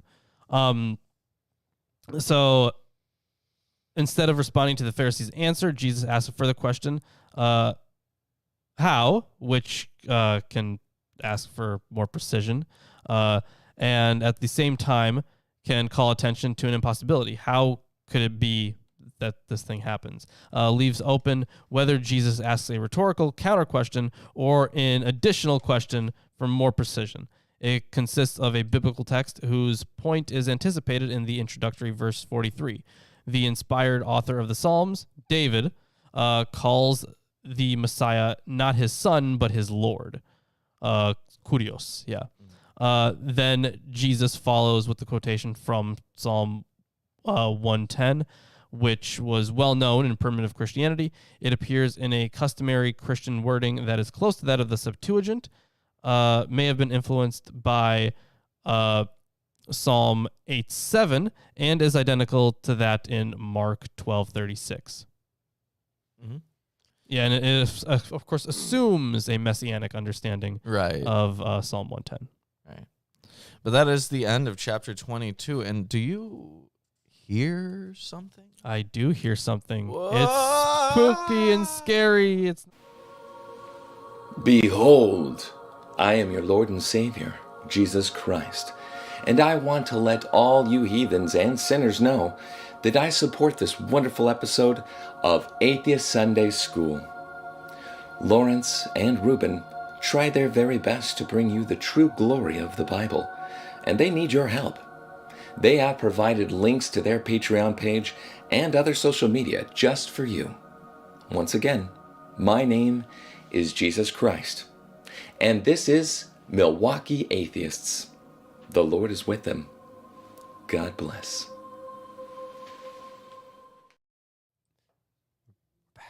Oh, hello.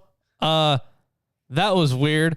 I'm glad that we're here and nothing too bad happened. Oh my God.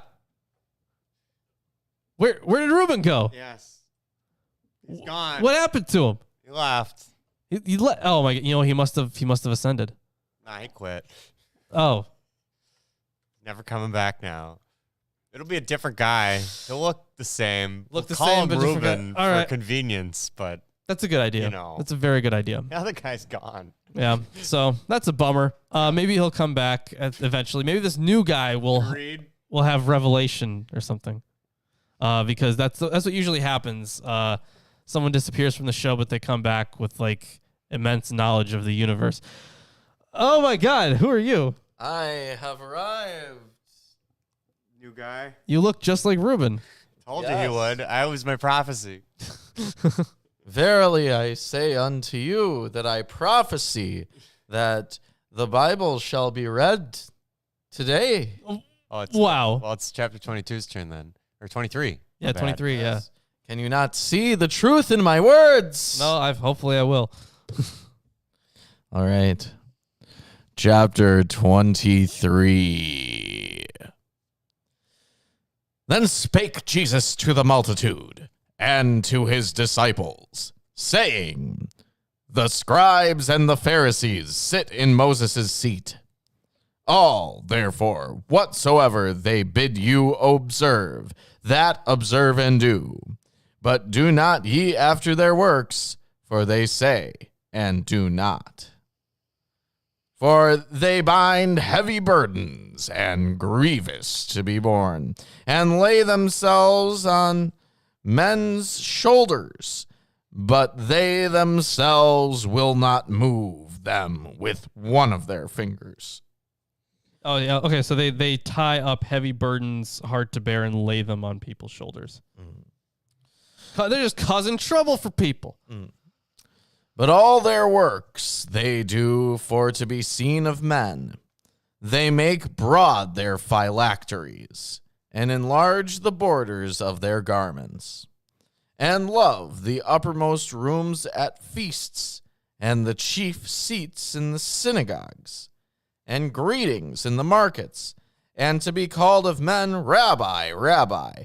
But be not ye called Rabbi, for one is your master, even Christ, and all ye are brethren. And call no man your father upon the earth, for one is your Father, which is in heaven. So I just want to point out one thing that it's just interesting here. So it says there, at the very beginning, the scribes and the Pharisees sit on Moses' seat. So let's see here. Right, they're the authorized successors of Moses. Yeah, they're the ones who have taken his place and whatnot. So the teaching chair is not, as it was consistently thought in the church's interpretation, a pure metaphor. There is archaeological evidence for it from various ancient synagogues, of course, without the designation seat of Moses. It was a marble seat near the Torah shrine on which the learned men sat and taught facing the people. Such teaching chairs were probably just coming into use in the 1st century CE. So that's interesting. Yeah. And the phylacteries are the tefillah. These are leather boxes which contain scriptural passages, and those are worn on the forehead and the arm during prayer. Oh, yeah. For those of you who are unfamiliar, this is not saying that they are liches. Oh, I was really hoping. Yeah. I was confused till then, yeah. Yeah, you wish. Okay, so. Neither be ye called masters, for one is your master, even Christ. But he that is greatest among you shall be your servant. And whosoever shall exalt himself shall be abased, and he that shall humble himself shall be exalted. But woe unto you, scribes and Pharisees, hypocrites! For ye shut up the kingdom of heaven against men. For ye neither go in yourselves, neither suffer ye them that are entering to go in. Woe unto you, scribes and Pharisees, hypocrites! For ye devour widows' houses, and for a pretense make long prayer. Therefore ye shall receive the greater damnation. Woe unto you, scribes and Pharisees, hypocrites! For ye compass sea and land to make one proselyte, and when he is made, ye make him twofold more the child of hell than yourselves. Woe unto ye, blind guides, which say, whosoever shall swear by the temple, it is nothing. But whosoever shall swear by the gold of the temple, he is a debtor. Yeah, so we're just... this is classic prophet stuff right here. Yeah. This is classic. Very classic prophet stuff, and he is asking to be killed. Yep. It's like, woe to you, you horrible teachers, and you... he's got... mostly about horrible teachers and stuff. But yeah, all you guys suck. Yeah. You're Yeah. blind. You're leading people to hell. You're making them worse than you. Which, hell as a term pops up here. Sure. But we have no idea what hell is or what it's supposed to be. It really just seems like a term that they're using to replace Sheol at this point. Well, I mean, it kind of is, yeah. I mean, the gnashing of teeth thing only in Matthew is associated with being cast out into the outer darkness, which is not really an afterlife thing. It's not really a Sheol thing. It's more... Yeah, it gets more developed over time is the thing. So if we're just taking snapshots of it, we really can't tell much. It would be closer to like Gehenna. Yeah, Matthew. Yeah. So it's it takes up the imagery of Gehenna, which is why you have like the fire and stuff, right? So it would, it definitely did evolve over time, and at this point in time, there's really not too much. We just know that it's a place of suffering. Not clear how much suffering, how people are suffering, but it is a place of suffering in Matthew. Mm-hmm. Your favorite kind. Pick one. Ye fools and blind! For whether is greater the gold or the temple that sanctifieth the gold? And whosoever shall swear by the altar, it is nothing, but whosoever sweareth by the gift that is upon it, he is guilty. Ye fools and blind, for whether is greater the gift or the altar that sanctifieth the gift? Whoso therefore shall swear by the altar, sweareth by it, and by all things thereon. And whoso shall swear by the temple, sweareth by it, and by him that dwelleth therein. And What a he reading. that shall swear by heaven sweareth by the throne of God, and by him that sitteth thereon. Woe unto you, scribes and Pharisees, hypocrites! For ye pay tithe of mint and anise and cumin, and have omitted the weightier matters of the law, judgment, mercy, and faith. These ought ye have to be done, and not to leave the other undone. Ye blind guides, which strain at a gnat and swallow a camel. Woe unto you, scribes and Pharisees, hypocrites! For ye make clean the outside of the cup and of the platter, but within they are full of extortion and excess. Thou blind Pharisee, cleanse first that which is within the cup and platter, that the outside of them may be clean also. You know, I am pretty sure that Reuben has been replaced with Nosferatu Oh no. or Dracula. Nosferatu? Dracula. Sounding more like Dracula, I'm actually. going for Venture Bros. Oh, he doesn't even know. I don't even Oh, watch you that. don't- But you that should. shit, I know exactly what you're going for, and I don't remember what it's called either. But you're right, I understand. Okay. He's a wizard. All right, fine. Well, fine. Then I showed you Danhausen, right? Yeah. Yeah. A it's really kinda reminds me of bad, Danhausen. overdramatic wizard from Venture Brothers. Yeah. Yes. Yeah. Woe unto you, scribes and Pharisees, hypocrites! For ye are like unto whited sepulchres, which indeed appear beautiful outward, but are within full of dead men's bones and of all uncleanness. Even so, ye also... inside I'm filled with dead men's bones. No, you're filled with living men's Living bones. guys' No, they're with the bones themselves. They're not alive, Yeah, they are. Yeah, they are. are they? Yes. Holy shit, you don't know that? You should study It's kind of anatomy. important. It's where Shit, I your probably blood's should. made. in the bones? In the bones. All right. Your You know bone what? marrow. I don't know. I don't know. I don't know bone jack shit about marrow. anatomy, I guess. Super alive. Like, All right, fair enough. definitely. Yeah. What? Fair enough. I don't know jack What? shit about anatomy, I guess. Jesus. Way to rub that in. Good thing I'm not a biologist. Maybe while you're going taking get a biology classes, degree. you could double major in biology. Or get a I don't know if I cursory should. knowledge of anatomy, for God's sakes, Probably man. You should. don't have to learn everything, just cursory. Yeah, You probably should, see- shouldn't I? The head bone is connected To the neck bone? Wow, Yeah. okay. Even so, ye also outwardly appear righteous unto men, but within ye are full of hypocrisy and iniquity. Woe unto you, scribes and Pharisees, hypocrites! Because ye build the tombs of the prophets and garnish the sepulchres of the righteous, and say, if we had been in the days of our fathers, we would not have been partakers with them in the blood of the prophets. Whether ye be witnesses unto yourselves that ye are the children of them which killed the prophets.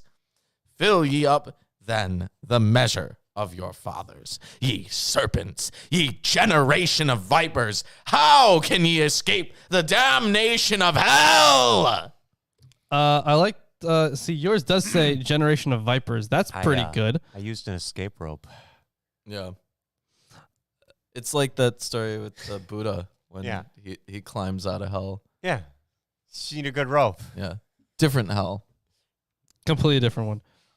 So that was what, verse 33 that you just finished up? Yeah. Yeah. Okay, that's weird that I have no commentary on that one. I feel like there's almost no substantial commentary for any of these. Yeah, because things. these are fairly explicit as to what they mean. Very straightforward. Here's what says, "Screw you guys." Yeah, screw you guys. Essentially, although textually, I was looking for something here on this verse, because in Hermenia at least, so they have, and you fill up the measure of your fathers. How will you flee from the judgment of hell? So it unfortunately doesn't have the Vipers line, which I thought was pretty cool. But maybe that's because I'm a Randy Orton fan. So yeah, unfortunately not there. The NRSV says brood of vipers. Brood of vipers. Okay, that's not bad. That's not bad. Pretty cool. Pretty cool. Well, this is anti-Semitic, Lawrence. Oh. This whole chapter. Oh, yeah. Yeah. I mean, specifically against those scribes and Pharisees. The Pharisees, they're the only ones who are left. Essentially, yeah. No, I mean, we had other sects, right? Because you had that list of sects. Yeah, and the list of sects said that all the other ones died out. I guess. The Pharisees are the only ones who are still around. No, I think they're not there really more. Pharisees anymore. Yeah, there were more, though. Not just because you listed, what, 3? There were more. I listed 4. 4, okay. But the Essene being the primary or whatever. Let's keep going here, okay? Wherefore, behold. Behold! I'm surprised that was the only behold we got there. Yeah. Honestly. I send unto you prophets, and wise men, and scribes, and some of them ye shall kill and crucify, and some of them shall ye scourge in your synagogues, and persecute them from your city to city, that upon you may come all the righteous blood shed upon the earth, from the blood of righteous Abel unto the blood of Zechariah son of Berechias, whom ye slew between the temple and the altar. Verily, I say unto you, all these things shall come upon this generation. O Jerusalem, Jerusalem, thou that killest the prophets and stonest them which are sent unto thee, how often would I have gathered thy children together, even as a hen gathereth her chickens under her wings, and ye would not. Behold, Behold! Your house is left unto you desolate. For I say unto you, ye shall not see me henceforth, till ye shall say, blessed is he that cometh in the name of the Lord. So just so everyone's aware, in this book, there are 10, 11 pages here on just the scribes and the Pharisees. So there's a whole section on that. Wunderbar. I'm not going to read the whole thing. That would make the show entirely too long. But it is border on 2 hours. Yeah, right. Could you imagine me reading this whole thing on the show? Yes. We're gonna go past 2 hours. Yeah, probably. I know. So that would be ridiculous. But if you want more stuff on it, it is in Ulrich Lez's Hermenia commentary. I mean, we summarized them. We did. The summary should work, but there's a lot. There's the interpretation of them in Matthew. There is, let's see, there are a bunch of different rabbinical sources that they're pulling from, and a history of their unity, I guess it looks like. Yeah. Did they identify themselves as one group? So there's honestly a lot in here for it, and it describes them before and after 70 CE. So yeah, lots of interesting looking stuff in there. Yeah, that'd be kind of a cool subject to delve into. Not on this show, but right. Yeah. But that is the end of chapter 23. Hey, if you're enjoying the stream so far, Give us a Thanks. like, comment, Thank you for enjoying subscribe, the stream. share it with If your you friends. are enjoying, share it thank with your you. family. Share it with your neighbors. Share it with the scribes and Pharisees Especially the scribes and Pharisees. Perhaps the Essenes as well. Maybe they'd enjoy it. and the The Sadducees, Sadducees, yeah. Zealots. We don't talk about the Zealot here Wow, yeah, crazy. for some reason. We don't so talk about them here. horrible. Zealots. And it's really nice when you guys click the bell as well, because Click the bell as well. yes, that's really nice of you to do that. Just highlight it, copy paste it. The bell. Yeah. Yep. I know that won't do Copy anything, paste the bell. but Do it fuck, anyways. Yeah, do it. We are entering now into the final chapter of the day. Fantastic. All right, so chapter 24. So this is Jesus foretelling the temple's destruction. Now this one, Yeah, we are about to read the first half yeah. of the eschatological sermon. Somebody must have donated Yeah, exactly. $9.99. Yes, thank you, Ellis. Ellis, thank you for the $9.99. Very much appreciated. Very much so. So this gospel narrative ends with Jesus' death and resurrection. However, the author and his audience know Jesus as their Lord and look forward to the end of the world when Jesus will return as judge. Consequently, Jesus' last sermon, which is chapters 24 and 25, we're reading half of it. His last sermon addresses these expectations by instructing the disciples concerning these future events. Within the flow of the narrative, the discussion of Jesus' second coming gives his death as a cosmic significance. Immediately after Jesus finishes saying all these things, he tells his disciples again that he will be handed over to be executed at Passover, and the plot against him begins. Which, All I mean, he right. planned this plot out, so duh. Depends on your Christology, but yes, that's essentially. All right, let's. So the author's, he's going to make use of a lot of things that we've seen in eschatological statements before, things about war and destruction, Classic. just like really intense stuff. Yeah, so here's so he's prophesying the destruction of the temple. We get that in Mark as well, obviously. And this is kind of like the crux of dating the text. So I mean, yeah, people are going to disagree about this specifically, but the way I interpret this and the way most secular scholars, actually I'm going to say all secular scholars do, is that this shows that the text was written after the destruction of the temple. So yeah, because that they would not have been writing about it. All right. I'm just pulling up the right pages here. I think this is right. Yeah. Okay. So Jesus left the temple and was going away when his disciples came to point out to him the buildings of the temple. But he answered them, "You see all these, do you not? Truly I say to you, there will not be left here one stone upon another that will not be thrown down." Yep. So he's predicting that the temple will be destroyed. Destruction and ruin. Dismantled. Like, there won't even be a stone on top of another stone. And as we know, that's a dangerous prediction to make. Yeah, I think I forget which prophet it was, but there was it in Zechariah where we had the placing of the stone, like the final stone. Did we? Was that which? Wasn't it Jeremiah where we had the prediction of the destruction of the temple? We've had several destructions of temples. Well, slash yeah, we have had predictions. several. But yeah, I'm thinking of specifically. Well, this is the second temple. yeah, So. it's the second. And I even think there were predictions of the second temple's destruction already, too. Mm, Weren't there? No. No, this would be that? Yeah. Oh, This okay. is, yeah. So like after the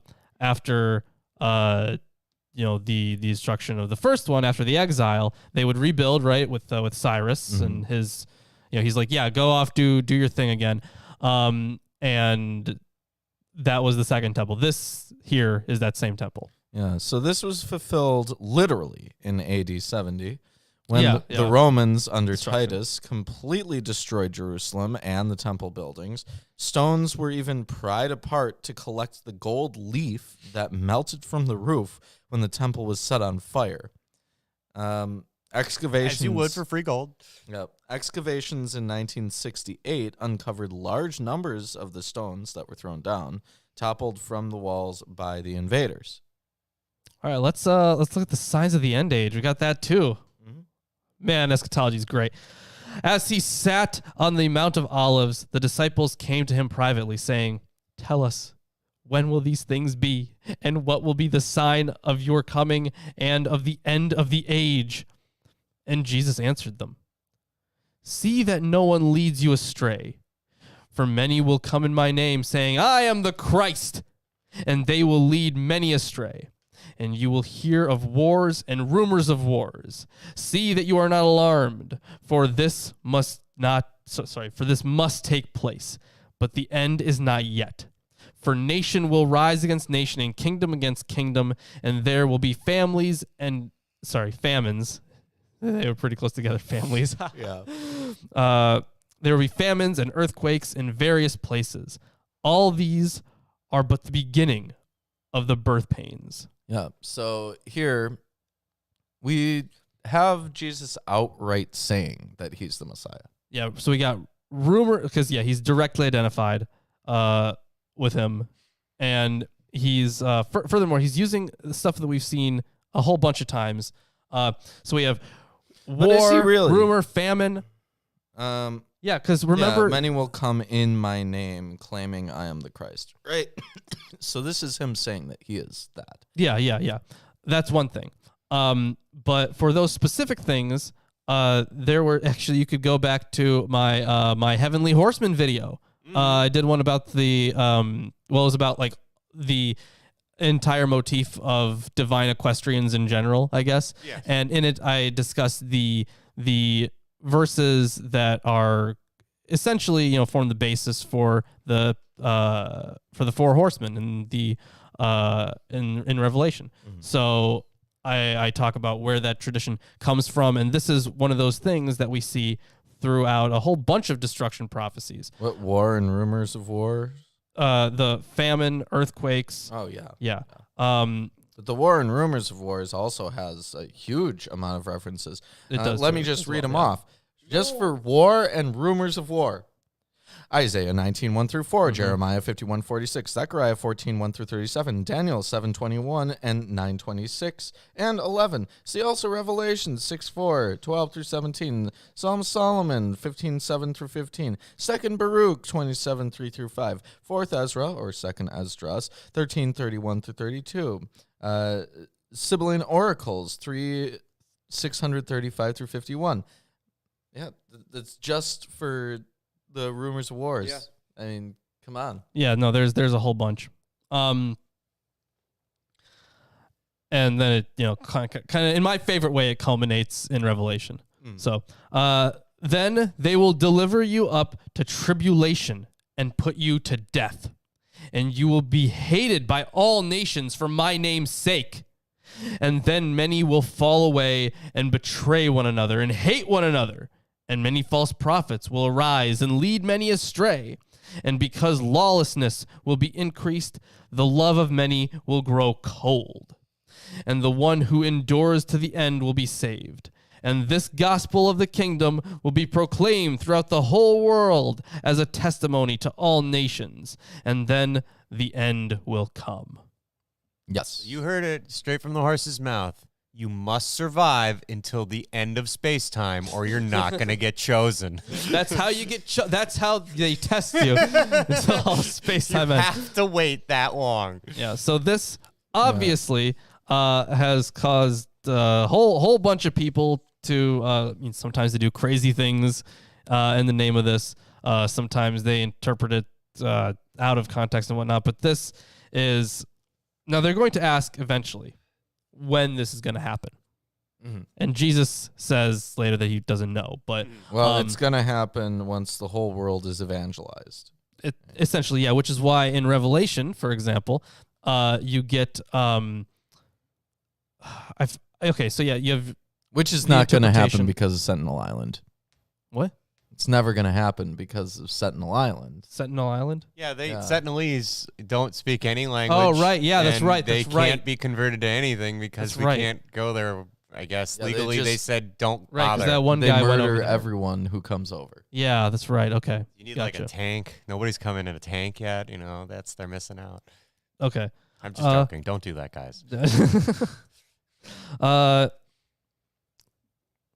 So yeah, we got coming judgment or anticipated judgment, which would be the end there.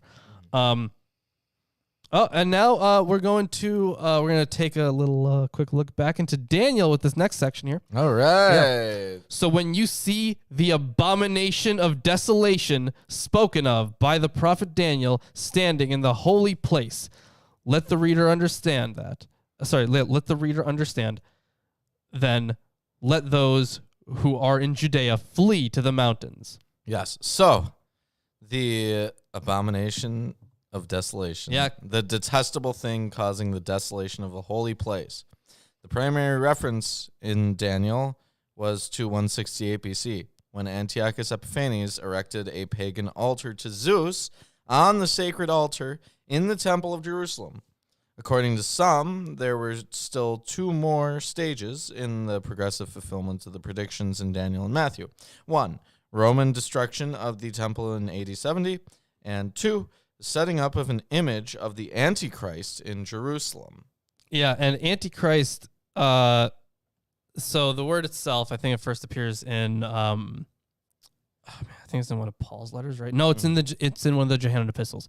I did a video about this, but I think that Antichrist was, the term itself was first used to talk about a docetic sect that broke off of the Johannine community. That's what I think. I have a video. It's one of the Forged Fiction videos, probably on the Johannine epistles, where I lay out more of a case for that. But yeah, and for the mountains, the Transjordan Mountains, where Pella was located. Christians in Jerusalem fled to that area during the Roman siege shortly before AD 70. Some believe a similar fleeing will occur in a future tribulation period. Whoa. You mean like mass migrations and like political upheaval? Yeah. man, never seen those before. It's new. Completely new. All right, continuing on here. Okay, so yeah, let the one who is on the housetop not go down to take what is in his house, and let the one who is in the field not turn back to take his cloak. And alas, for women who are pregnant and for those who are nursing infants in those days. Weird set of sentences there. In those days. Huh. Yeah. Class, thank you for the $4.99. Thank you. I'm sure Gross. that Jesus will return Pounds. today. It of course is going to return today. It's currently the 13th of February on a Sunday Yeah. in the year of our Lord 2022. Obviously, he's going to return today. Oh, yeah. No question about it. Yep. Well, why don't you keep going? Pray that your flight may not be in winter or on a Sabbath.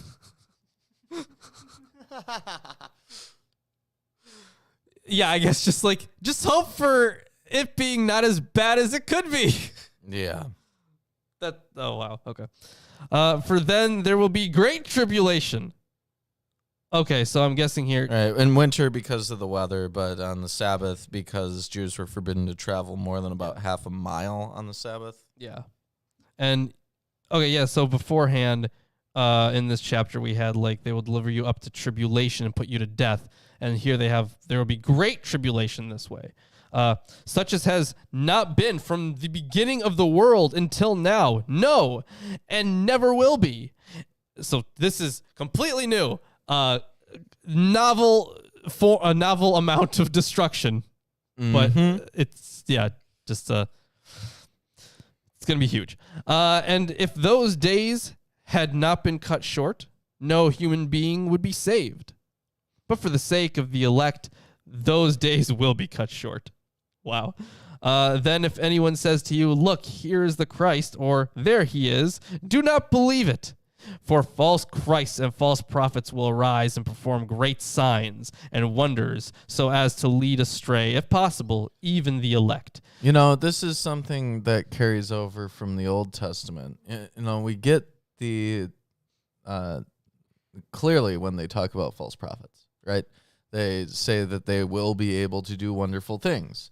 I mean, even the witch of Endor was able to do wondrous things. Yeah. And those it makes you wonder. Okay, so in Exodus, right? Moses Moses goes up against Pharaoh's magicians. Yeah, and they turn their staffs into snakes. Yeah, they're able to do incredible stuff. So it brings into snakes is like the most mundane spell in this universe.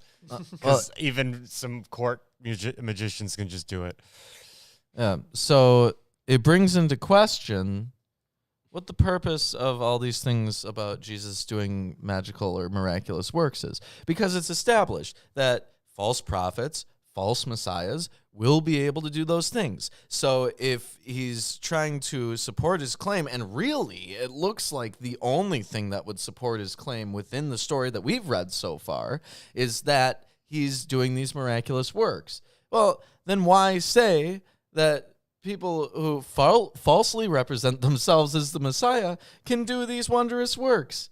It seems completely irrational. Yeah. It would be hard to. First of all, it would be hard for us to tell the difference, which is, of course, not unsurprisingly, how many people have we had since this was written that claim to be Jesus? I mean, there's an entire medical syndrome for people who claim to be Jesus. Do they have a name for that? I asked Ruben, maybe he knows. Do they have a name for that, Ruben? There's like a psychological term for people who think they're a Christ-like or a Christ.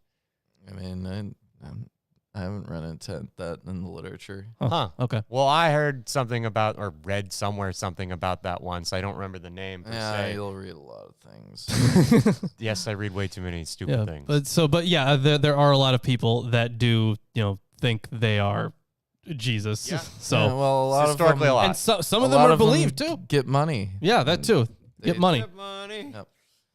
Messianic complex. I thought that was. I guess you could that's. say, No, because like when you're thinking of complexes, right? So you have, if you have a God complex, that doesn't mean you think you're God, right? So like, it might.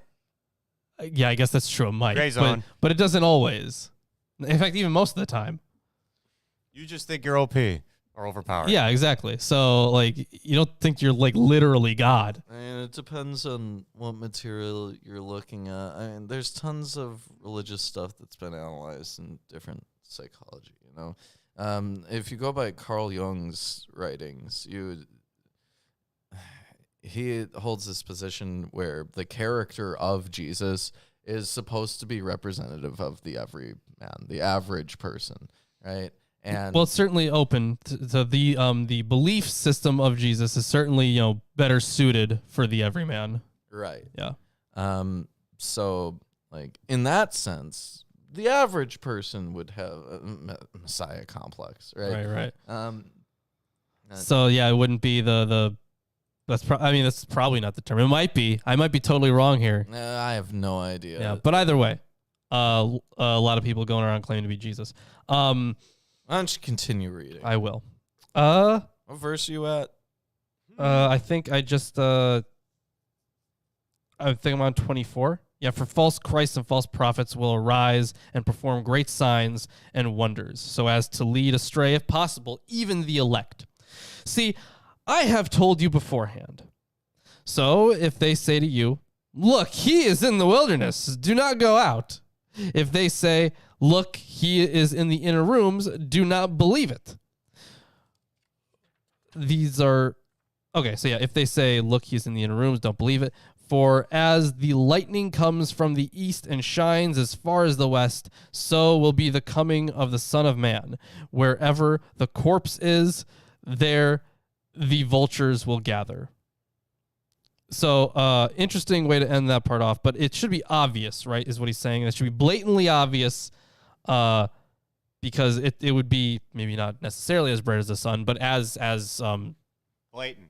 yeah, there you go. Well, yeah, the arrival of the Messiah in like rabbinic Judaism, when you did have, because it's not strictly Old Testament stuff, but within Jewish culture, you have references to a Messiah, right? And yeah, there were a few times when they talk about a future Messiah among Messiahs, right? The category of people called Messiahs. So a future Messiah of the line of David who would do a lot of things.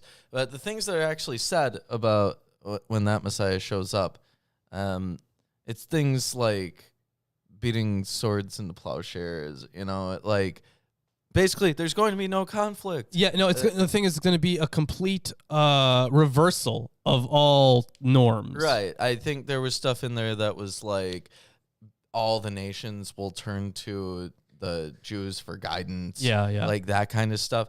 Now, if that were happening, then it would be very obvious. Right? It would be, yeah.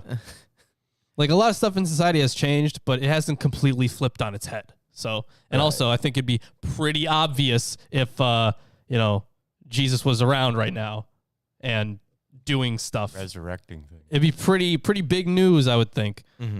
The dead coming back would be the part where everyone would. Yeah, out. that would be a big thing. It'd be like, oh, hold on there, buddy.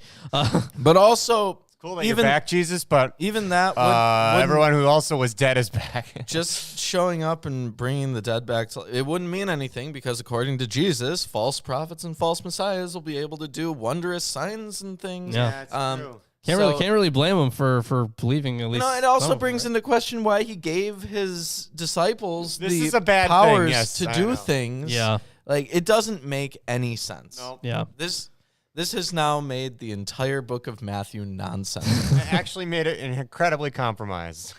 Yeah, like why? Sure, it helps the people at the time, right? Maybe. Well, yeah, like if you give your disciples powers and they're able to go do things and help people, that is helpful. Yeah. Right.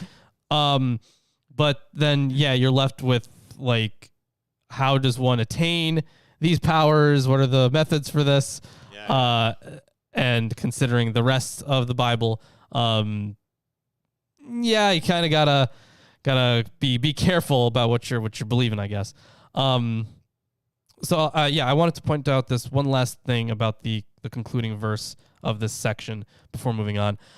So the concluding proverb-like image of the cadaver and the eagles or vultures says the same thing. It's not clear why the text speaks of eagles. Hold on. So I have the translation vultures. What does yours say? In what verse? That is in verse 28. Verse 28. Wherever there is a carcass, there the vultures will gather. Yeah, so we have vultures, right? It makes more sense. It does, yeah, absolutely. That's what vultures do. They gather next to carcasses. So Hungry. yeah, so I'm looking at the word that's used. So 18. Okay, great. This isn't helpful at all. So the word that's used is hoi etoi. So that, yes, of course it's plural. Hoi toy. Yeah, I know. Hoi is the. So that's the, and it's either eagles or vultures. Sweet. Why would you have the same word for those two animals? I don't know. They're both raptors. So, like, of course, They're the biggest birds. Okay, we're going to assume that they're talking about vultures. Yeah, it'd Yes. be way Although easier. eagles can eat corpses and steal corpses from smaller birds that get big prey sometimes. So it's not like they're not opportunistic scavengers. It's just they're not primarily scavengers. Like, duh, vultures are 100% scavengers, but eagles are only opportunistic. Yep. That's all I'm saying. Yeah, so Usually. okay, so here's an explanation here. So it's not clear why the text speaks of eagles and not of vultures, gupes, as in related Greek proverbs. So apparently, so they have a different a different word for vultures in Hermenia that they have an understanding of. According to Aristotle, there's a species of eagle that is more contemptible than crows because it eats carrion. Since in antiquity people knew little about vultures and often confused them with eagles, it may be that they are in the background here. So that is something. Thus in Matthew, the saying about eagles hardly speaks of judgment, and it is not necessary to interpret it allegorically. Although the image does not fit naturally with that of the flash of lightning, it too merely wants to illustrate how impossible it will be not to see the parousia. That's the second coming. All right, let's continue on here. Okay, so now we're back to the Coming of the Son of Man. Coming of the Son of Man. Immediately after the tribulation of those days, the sun will be darkened, and the moon will not give its light, and the stars will fall from heaven, and the powers of the heavens will be shaken. Then will appear in heaven the sign of the Son of Man. And then all the tribes of the earth will mourn, and they will see the Son of Man coming on the clouds of heaven with power and great glory. And he will send out his angels with a loud trumpet call, and they will gather his elect from the four winds, from one end of the heaven to the other. So, so that's how you're going to see it. This is how it's going to be, I guess. Yeah, that will be very obvious. Yeah. Everything will darken, and then you'll see the Son of Man and everything coming towards him, I guess. Everything, what's the word? Converges? What? Converge? Oh, yeah, converge. But like everyone's coming together for him, gathering with him, I guess. From all around, and the earth is shaken by this.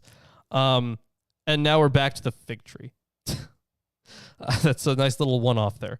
From the fig tree, learn its lesson. As soon as its branch becomes tender and puts out its leaves, you know that summer is near. So also, when you see all these things, you know that he is near, at the very gates. Truly, I say to you, this generation will not pass away until all these things take place. Thank you, Carlos.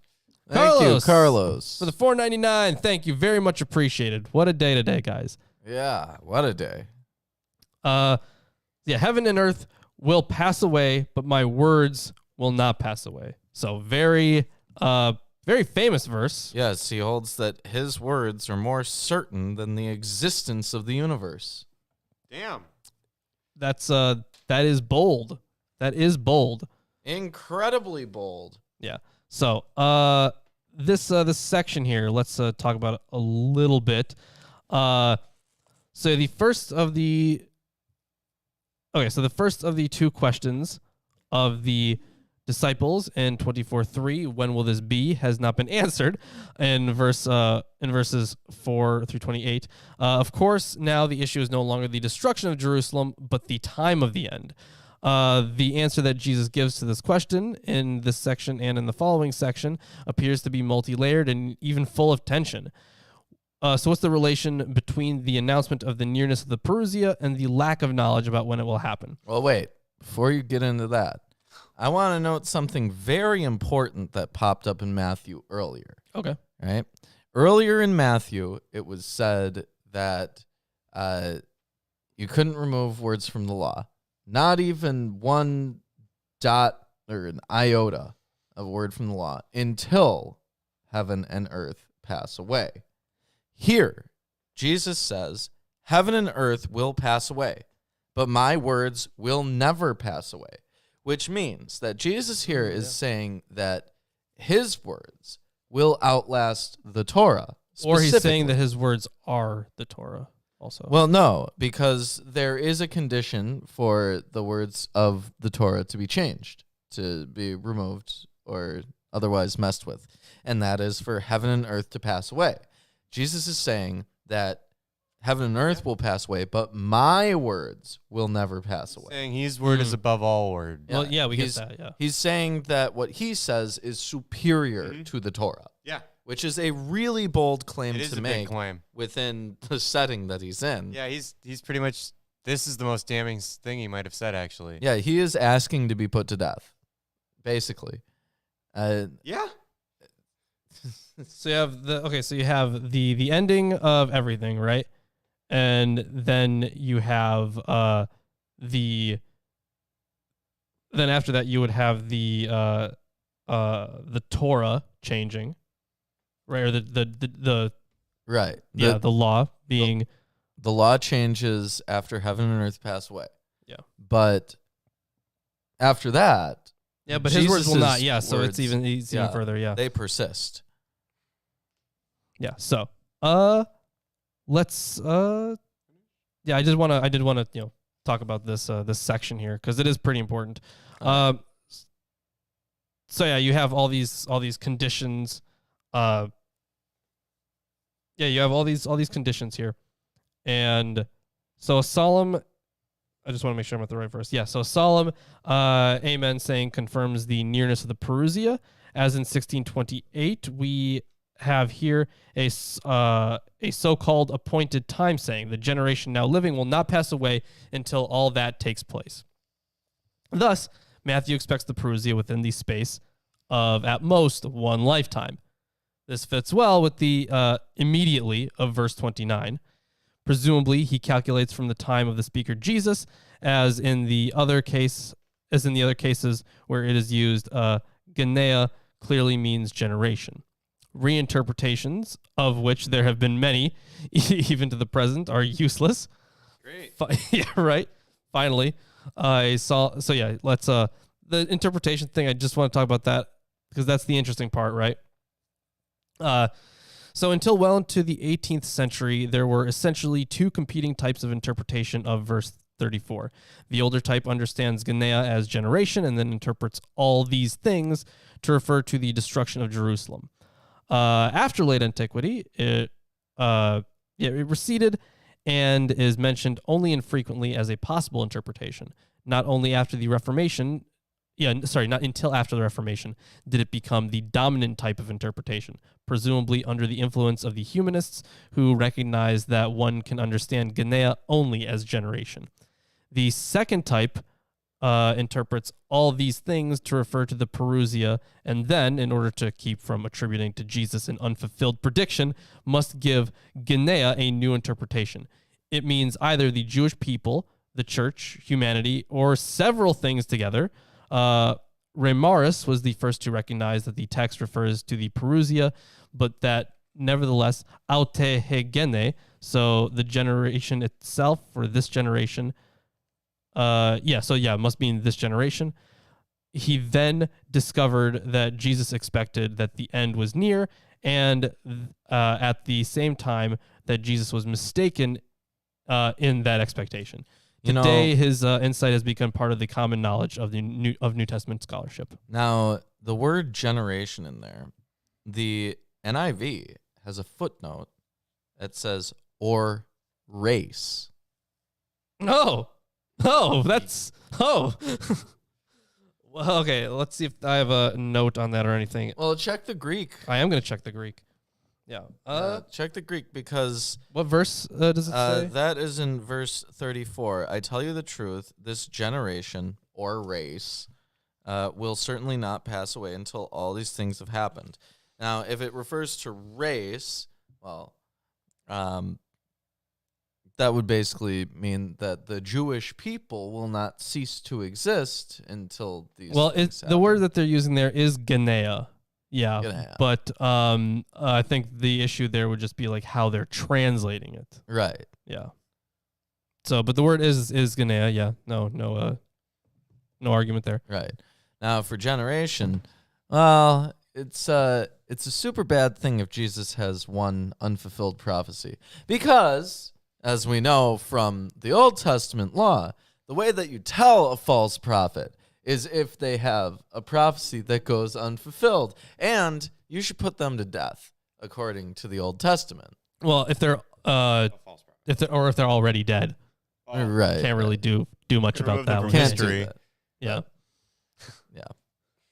Well, why don't you continue on? All right, we'll do.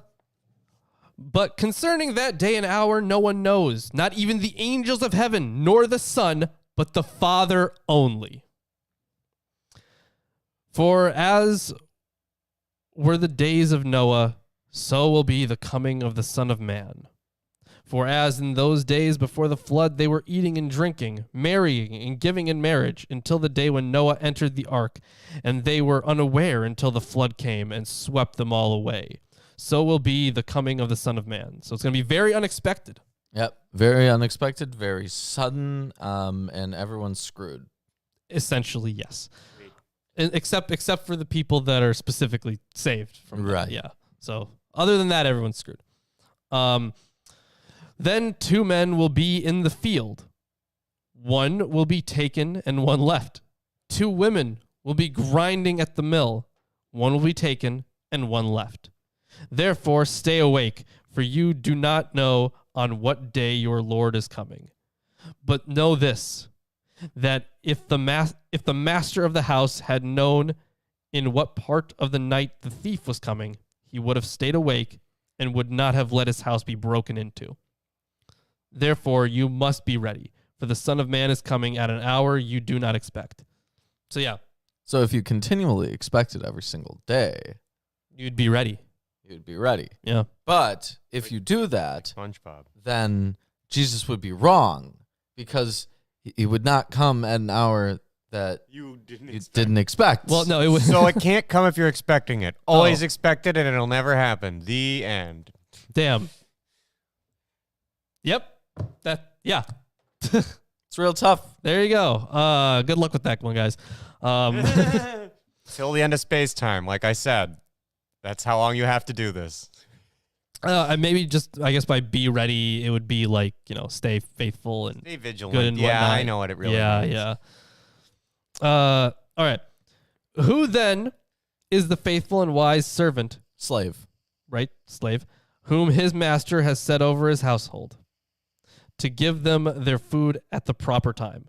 Blessed is that servant whom his master will find so doing when he comes. Truly, I say to you, he will set him over all possessions. But if that wicked servant says to himself, my master is delayed, and begins to beat his fellow servants, and eats and drinks with drunkards, the master of the servant will come on a day when he does not expect him, and at an hour he does not know, and he will cut him in pieces and put him with the hypocrites. In that place there will be weeping and gnashing of teeth. Well, that's pretty horrific. Again, a reference to God being like a slave owner. Yeah. He's the Jesus powerful guy. really likes comparing God to a slave owner. He And a lot does of like doing that, the yeah. myth or whatever past stuff compared, the Jews said we were the slaves of God. So it's not that weird, Well, yeah, they call but them- it's still, yeah. Yeah, You and know they- what is I'm not weird? comfortable with it. And they also use Paul calls himself a slave of Jesus. You know what is weird? A lot of African Americans are Christians. They are, yeah. Why? Yeah. Well, of course, the reasoning behind this thing, it wouldn't be like Well, I know it's a different why kind of slavery. historically, Yeah, but you know why historically. today? Yeah. Historically, it's still going, You that can problem. get over it. You'd think, but people don't just get Yeah, over but- things. yeah, 'cause you'd love what's- that, but then we wouldn't have these conflicts. Yeah, like what's the apologetic we hear a lot? It's like, oh, it wasn't the same as like antebellum slavery. I'm like, yeah, I know that, but it's still owning people. It's still terrible. Yeah. Well, nothing is the same as anything else. That's why they're different things. Yeah. But in any case, yeah, it is kind of weird there. But either way, that is the stream for today. We talked about a lot. That was a long one too. Thanks. Yeah, for this is like watching. almost 2.5 hour long episode. What do we think of the things that we read today? They're great. I guess for the most part they were fine. I didn't really have like an issue with Yeah. the reading. It wasn't too boring. Wasn't like super. I liked some of the. I mean, the woes, I guess, were probably the most.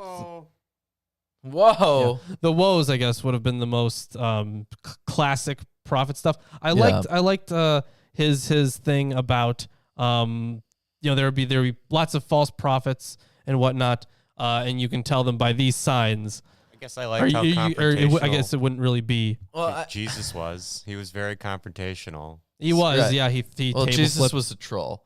But Yeah, he went and knocked down all the people's stuff, and then he ranted at all the other sects and said how stupid they were and that he was more important than the Torah. He literally That's sat pretty intense. outside of the temple and shit talked all the people who were in charge of the temple. Yeah.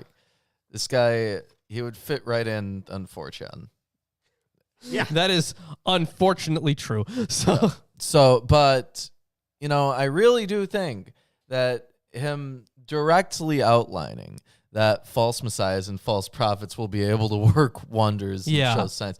That was interesting, at least. It's interesting, but it undermines everything he says. that he's done and said up to that point, and every justification anyone might have had for listening to him or following him. Right? It makes no sense to include that. I get it why they did, because if you did have someone showing up who was doing things, then you wanted to still have an out to say, oh no, that wasn't the real return. Right. Yeah. That is true. It does create a good out. But But they either way, obviously didn't think it through.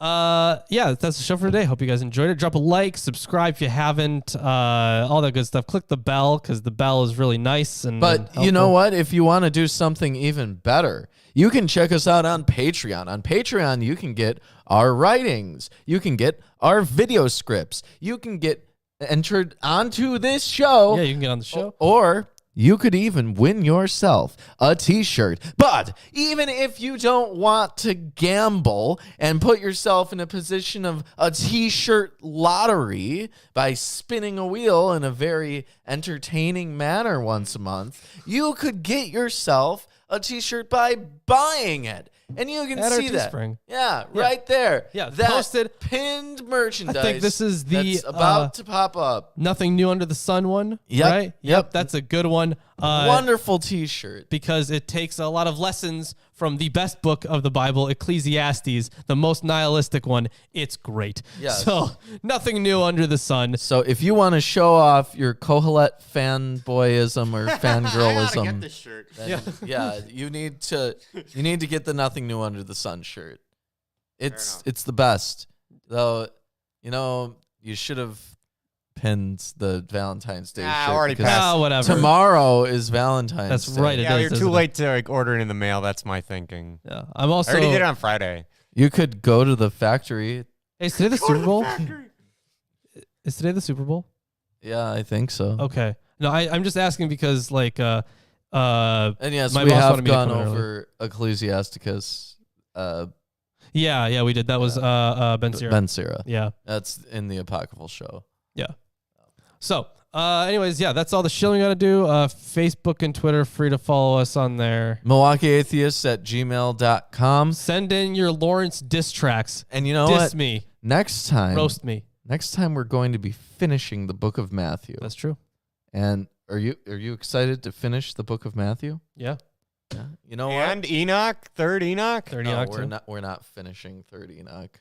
We're not No, next but week? we're going to be reading it certainly again. not. Oh. We're only like halfway through 3rd. Oh, really? Enoch. I feel like with how small the reading material you have left, never mind. Every time I'm watching you read it, I'm like, there's just a little few pages Yeah, left. you think But that. it must be longer than I think. Anywho. Also, guys, just want to point out everything we have left to read in KJV, everything we have read Yeah. in the KJV. Look at the difference between these two. That is pretty nuts. Because we started this show, 4 or 5 years ago now? I guess 4.5 years ago. Mm-hmm. Yeah. And we have made quite a dent in this. It's So been there a we go. long road It has been. getting from there to here. All right. Well, with that being said, We will See you on Friday and then Sunday Sunday. and then Friday. Wait. Amazon wish list. oh my God, get booked.